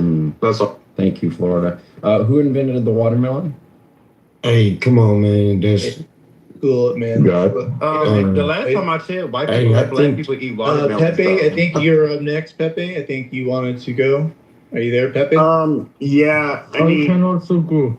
I was just gonna start just pissing people off and saying how we're better looking and I don't know, but privilege. I would say, I guess you would have to ask yourself, like whether or not it's an earned privilege, as at least at a group level. Like generally, I think white people can generally travel, whether it's like Asia, the Middle East, anywhere, Latin America, and generally we get, people don't discriminate against us, where if you're black, that's kind of different. Depending on, depends on scenario. I don't know. I mean, there's so many people whose lives suck and whose lives don't. I don't really like to, when it comes to white privilege, I just hear when I hear people complain about it, I think it's just like them having a pity party for nothing. I mean, if you're would you rather be like ugly or good looking or smart or stupid or, have a good family or not have a good family?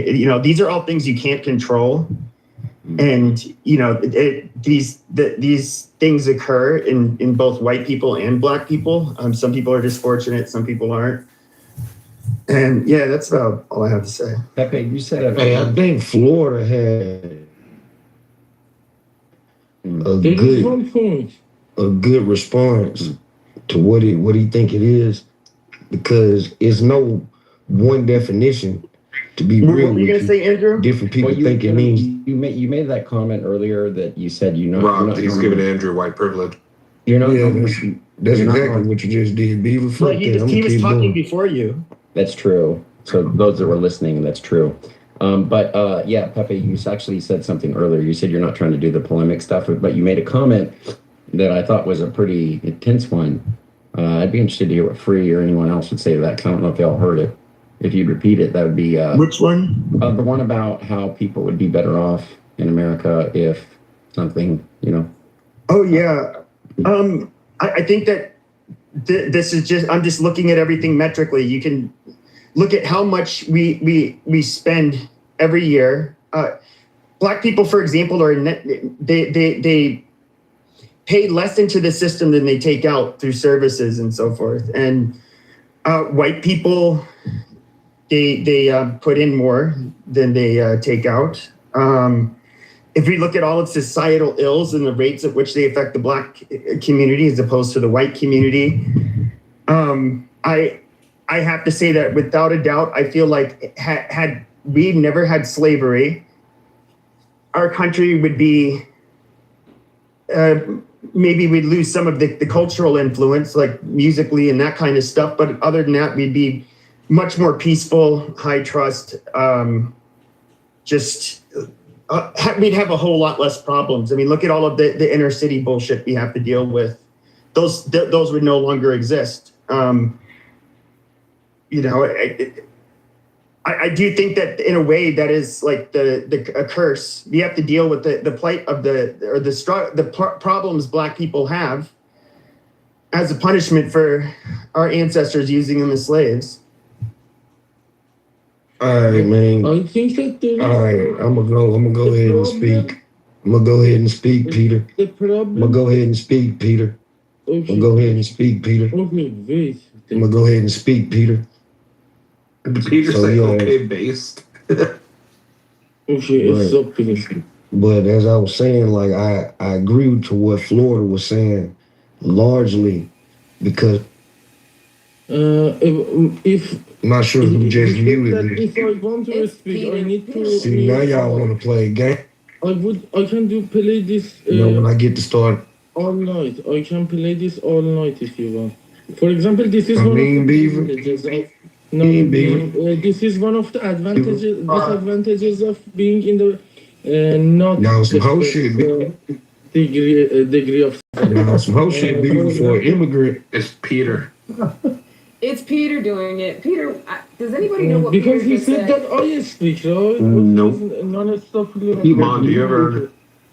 All right, Peter, let's let Rob speak, and then you can speak after him. I'm going to play the privilege card now. He is one of our Hey, brethren. I really would love to. I ain't gonna even say that. I'm gonna just stick to my point. I'm gonna just stick to my point. Hold on a second, Rob. Peter, if you're going to speak, fucking use a translator. I'm not going to tell you again. Shut the fuck up and let Rob go. Anyway, man. Like I'm not gonna dignify some of the stuff I just heard. Like I really just agree with Florida. I wish y'all would have did more. Like I heard no rebuttals, no response to what he said, because that's essentially what it is. And it's the key thing he said is it's not saying that white people won't experience any issues or saying that white people don't have it harder than certain other people. It's simply saying that because of your race, you will not be marginalized in this country or system.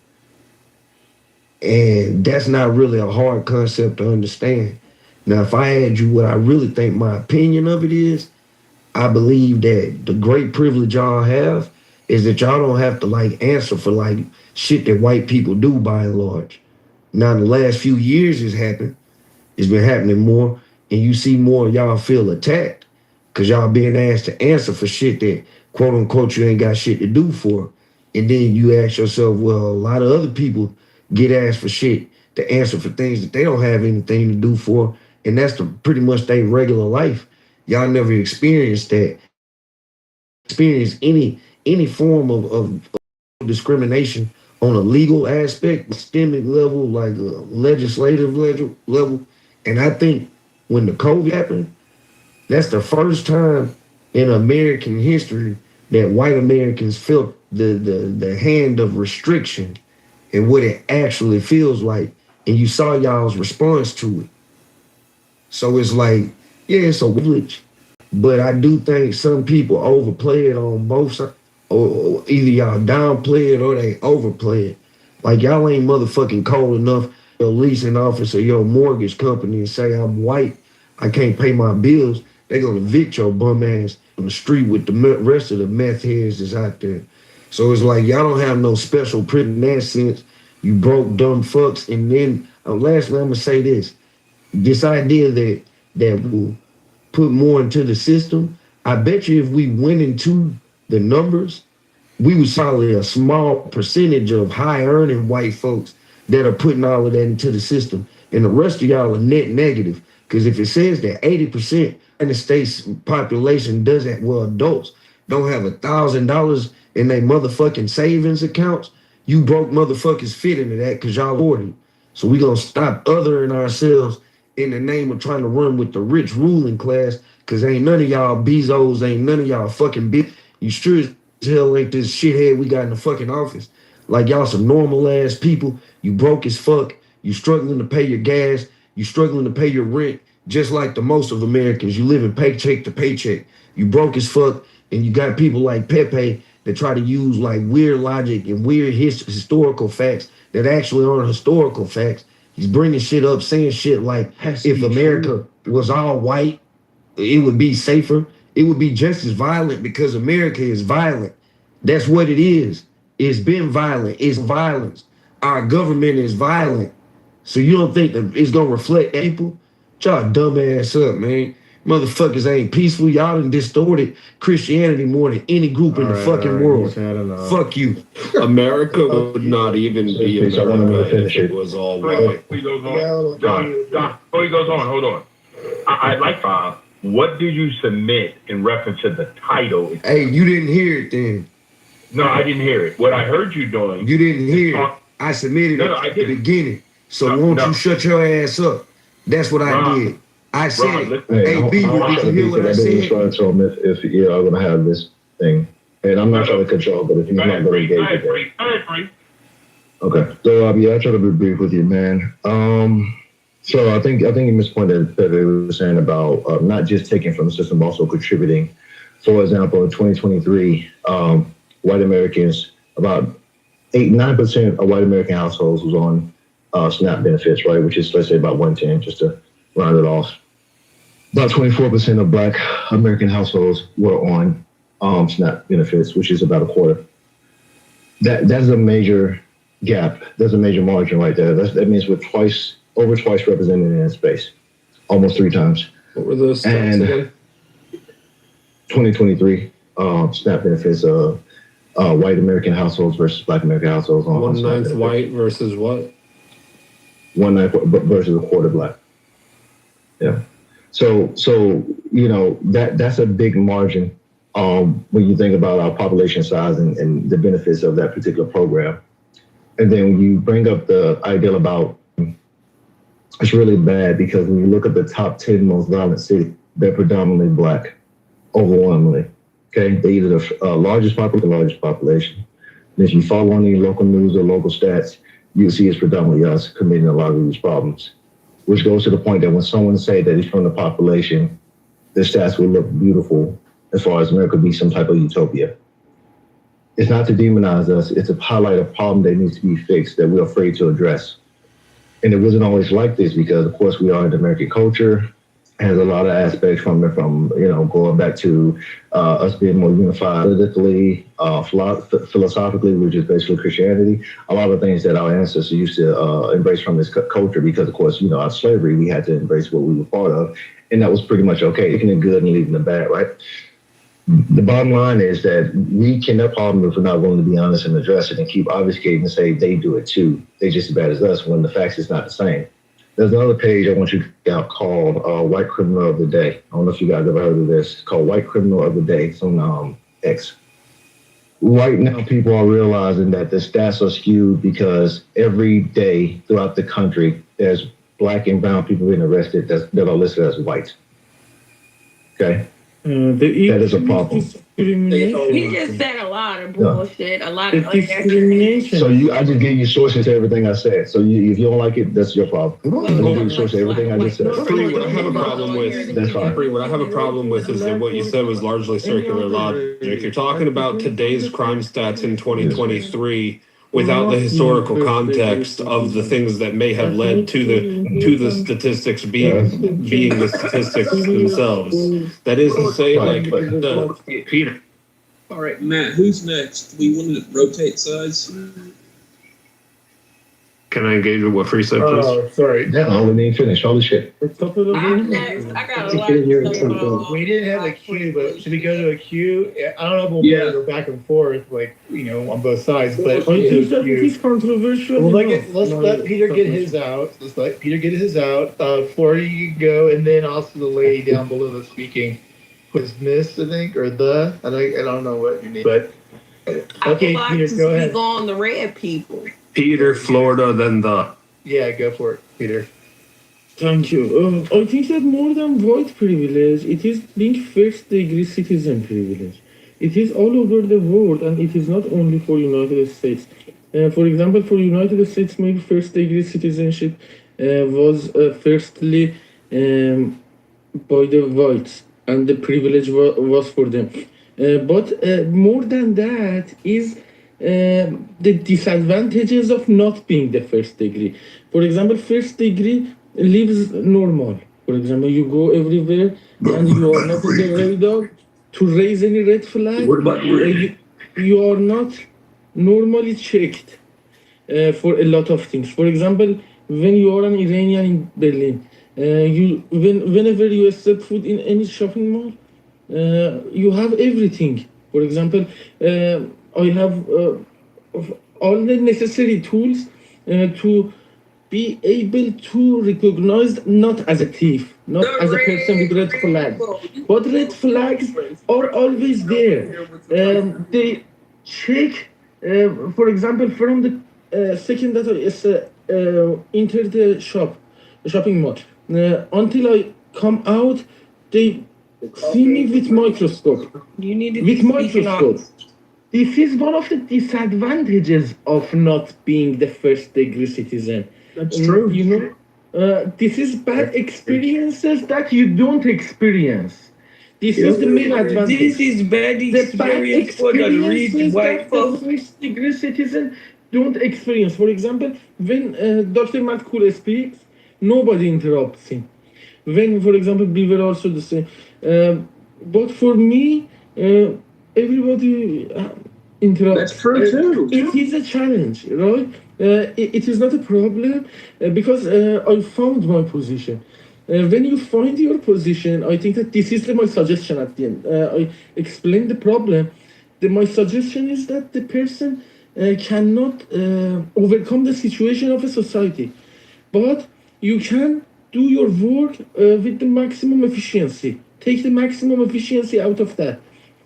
For me, to find your position and take the best output out of that with the maximum being cool. I think that the outcome is the point. The outcome is the point. Peter just dropped some great examples how he gets profiled and he's not the citizen of the country. He's a minority, and then he also dropped that he gets interrupted in Clubhouse because he's not white like Matt and Beaver. Very true. Good bombs there. Great submission. Let's hear it for Peter, guys. Wait, Go. what was that?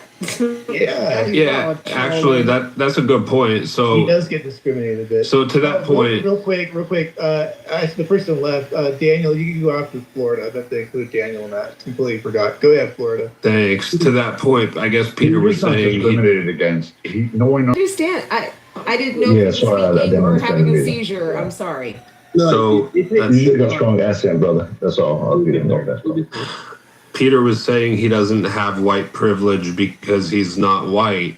He's not white in an American room, and that he knows what white privilege is because he experiences discrimination of the rest of the room for interrupting him when he speaks because we can't understand him, which is not necessarily his fault that we don't understand him, but it is in fact an inherent issue that he faces more so than we face necessarily due to the fact that he is a non-American trying to speak English in an American room about American things. Free, to your point, you brought up statistics just for the sake of bringing up statistics. You discredited or disregarded any sort of historical relevance that might have been causative factors of these statistics just to try to show that, like, the fact that more black food stamps, the fact that more black people do crime than white people, that these are evidences of sort of like reasons for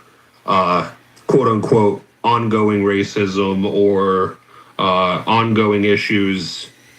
It's kind of just like circular logic though, because if you're going to bring up these statistics without bringing up the historical significance that led to them, then you're just kind of talking into a ethosphere. So I'm trying to figure out what your general point. Yeah, right. So again, that's to Rob. I thought that was clear because I addressed Rob when I started talking. But anyhow, he was saying we do it too and blah blah blah, and I was saying, hey, there's some discrepancies here, so it's not the same, right? Like if you remove the larger problem from all these issues, whether social issues, you know, or this welfare system or crime, whatever the case may be, that drastic change in the numbers. You know, the 1350 thing where they say, you know, create. Yeah, that's the whole point I was bringing it up. So what came first, the obstacles or the results? And to be fair, I didn't even bring up where I talk about how most I know don't have savings. You brought it. I know you did. I was just trying to spin a narrative. Correct. So he's bringing it up as a. But the question still remains: what came first, the obstacles or the? Yeah, so it's funny you say that. So you could actually say the results if you think about it. So here's the circular logic. No, it's not. Let me explain. So if you take into account what we were doing prior to colonization, you would say that we were kind of in a similar state where we was relying on some other worldly aspect, some other outside force to kind of move us forward. And I know we don't like addressing that, right? So if white people never engaged with us, the question would be what would be today. We probably wouldn't have racism the way it is, but we would be as advanced in today's society. Right now, in this first world country, and pretty much all first world countries, we are more privileged than we ever been in all of human history. No, it's not. That's a fact. There's no better era to live no fact than today. It's all conjecture. There's no better era. No, listen. Just hear what I'm saying. Take all the other shit out of the picture. Just listen to what I'm saying. Right now, we are privileged to be alive in this time and era because there's no better time and era to be alive where we have these privileges, period. Never. Like, we're the most privileged group of black people that ever existed, let alone white people too. Like, all of us are extremely privileged, right? But if we never intertwined with white people, the question, because again, before they mixed with us, they was already doing advanced shit more than us. I know we like to say we built Egypt and all this other shit, which is it's just a lot of fluff, which is goes to what Coco was just saying about the invention shit. Like, coming out of the dark ages. Look, listen. The bottom line is, it seems clear that their technology was more superior than ours, since that's how they was able to dominate us, as well as most of the world at a certain point in time. The bottom line is, while we sit here and keep bitching and try to figure out who has a bigger dick, no, I'm saying, dude, like, this is my stance versus y'all stance. Y'all keep trying to, like, do this nitpicking shit where it's like us versus them, and I'm saying it's really just us. It's not us versus them. Most people, like myself, are just trying to fucking get along. Y'all keep trying to find ways to divide and trip over stupid trivial shit. No one cares. Black people are inventors. We're smart. We're able to contribute to society as we do, and white people do their shit too, right? Right now, at this point in time, most of us get along. Every time we bring up this argument, it serves no purpose but to just take us apart. It's stupid. It really is. I agree with Bree. It serves no good purpose. So what I'm saying is, stop doing that, because it doesn't help. It only hurts. That's all. It helps to get up and say things that just aren't true. Like, that helps. All right. Rob, it seems like you're good tip on disagreeing for no reason. No, I'm just asking. I'm just asking. That's what helps. You're in this, but listen, Rob, you're in a space full of white people. I'm asking you a question. I heard you the second time, bro. You're in a space full of white people, and most time they treat you right. They don't call you out your name. They let you speak. We clear space for you. We treat you decently. I mean, I'm not saying it's perfect. Listen, I'm not. Let me say this. Go ahead, this is a free app. People can talk how they want to talk. So true, nobody's done any harm to me on any level. Mm-hmm. Like, have people said some derogatory things? Sure. That's what they allow in this space. I come in this space largely because I do not communicate with white people on a day-to-day basis. I like to hear how white people communicate free of restrictions, not feeling like they're gonna lose their job. I'm not gonna go try to dox none of y'all and find out where Pepe work at and tell him that he's a piece of shit. Like, it ain't that serious. But let me ask you something, Rob. Go ahead. I'm gonna let you finish, bro. I like to listen to how people speak, and we can go from there. Sometimes we have a good conversation. Sometimes I want to tell y'all that I slap the shit out of y'all, but it wouldn't, like, what would that mean? Like, more than likely, we'll never see each other. So me saying that type of stuff is like, yeah. But okay, so let me ask you something. So I want to get where you come from. Do you feel like the average white person in America is an enemy to you, that they have your worst interests at heart and they're actively working to harm you and black people? I think the average white person in America will turn a blind eye to things that harm and work against black Americans. I don't think the average white American has enough power to do anything on the individual level. As a group, the dynamics on that end is a little different. I think if we have an enemy, it's the United States justice system, possibly even the entire government itself, but definitely the United States justice system, the FBI, the CIA, those entities. I think those are our actual enemies. I think for the most part, white people have been used as a pawn in this game because the vast majority of white people, like I said, are broke. And it's just what it is. So no, I don't think they're my enemy, but I think they're much more aligned with who I believe the enemy is than the average black person is. So I just, kind of deal with them as I deal with them. Right. So the reason I ask you that, because it seems like, and just trying to understand you, I don't want to group you in with anybody else, right? So, because I'm asking this because I'm curious if you take into account your day-to-day experiences with people, that you deal with routinely, right? So I'm like a lot of you that was growing up raised to hate white people. Honestly, straight up, they're the enemy, they're evil. I didn't they're this grow and up other. raised to hate white people, so let's not paint that Okay, narrative. right. No, I that's ain't fine. painted Right, that not you narrative. specifically. I got you, bro. I got you. Not you specifically. I'm saying in general. I think a lot of people are because we can see I it, don't we think can the hear it. average Like, black person, I would push back on that narrative that we're raised to hate white people. That's just not true. Okay, we'll just disagree because I meet people routinely in my real life all the time. I used to be affiliated with pro-black groups where they will openly tell you, I don't like white people, I don't trust them. Matter of fact, the Nolan Wells case is a prime example of this, right? They assume that there's some malice intent based on the fact white people are involved. And that can only come because you have a prejudice against white people that you feel that they're malicious, which is, in my opinion, rooted in hate. I mean, if we flip this around, it'd be the same way. If Nolan Wells was a white kid surrounded by black kids, and a great deal of the white culture was looking for some malicious outcome of black people killing this guy with little to no information, we call that racist because they're just looking for a smoking gun, and there's nothing to suggest that, right? Like they've already made a determination the moment they like people did something wrong. We would call that racist, and that would be rooted in any like go on Facebook, look at any like anytime like a crime, usual suspects. That type of logic is around in America, man. It's like unfortunately because of how it works, we're still in a largely segregated society, and not segregated in the sense of like oppression and shit like that. We're just talking about look at the demographics of how Americans live. White Americans tend to live around white Americans. Black Americans, that's what I mean. We're still a largely segregated society. So it's like, yeah, that shit happens. Like people experience for the most part, people seem to shape their experiences strictly off TV and media. Me, I choose to shape the things that I don't have like direct understanding through reading and the conversations I have. Because if I went straight off the motherfucking TV, I think all white was good. You feel I look at it from that point, I don't think that everybody's on some Danny Tanner full house ass shit. But that's just not the reality. All that was the motherfucker. He was a drug addict. You feel me?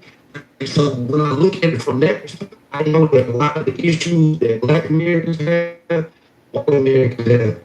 Because unfortunately, this is the reality that I have opinion and I've developed, and I actually think it's true. I actually think it's paying people. This is fear. I was gonna. Hey, my bad, Dan. Yeah, no, I was saying was I think we decided. Real quick, Rob, I was gonna ask. Rob, I was asking a question real quick. No, that's their right as an American citizen. Privilege or no? See, again, my beginning statement was I actually agree with Florida that white privilege is really simply just being able to exist in a country that will not like oppress you through legislation, through any type of systemic means because of your race. That's what I think it is. I don't think y'all like have this overwhelming privilege. You feel me? Like just like snap your fingers and for you. But I do think the law works in your favor, and then it works in other groups' favor. That.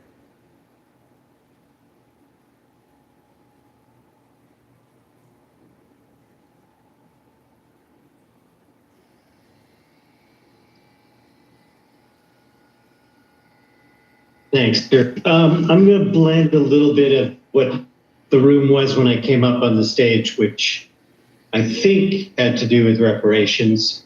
And we got into white privilege. They kind of crisscross. Let me just say that in many ways, what Pepe was saying kind of reinforced why there ought to be reparations and why we ought to recognize what is systemic, along with, yes, we live in the most privileged time in the history of humanity as a whole human race. I couldn't agree with Free more than that. But at the same time, like, we have a historical precedent. Okay, reparations is a legal thing. first of all.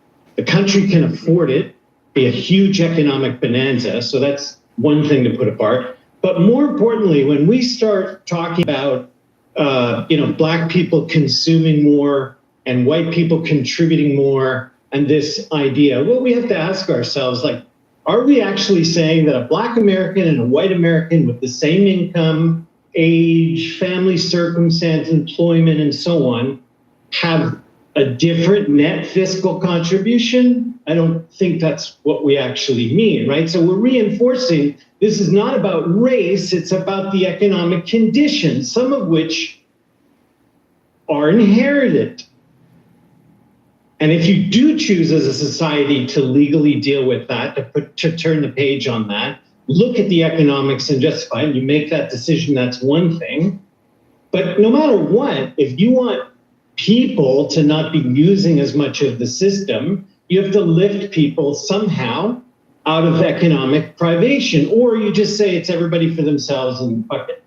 But to make a case that it's predominantly Black people, predominantly white people, this or that, instead of looking at the things we can control, which is not people, but conditions, is having us ask the wrong question. And I'll land with one of my greatest mentors said to me, if you ask the wrong question, you solve the wrong problem.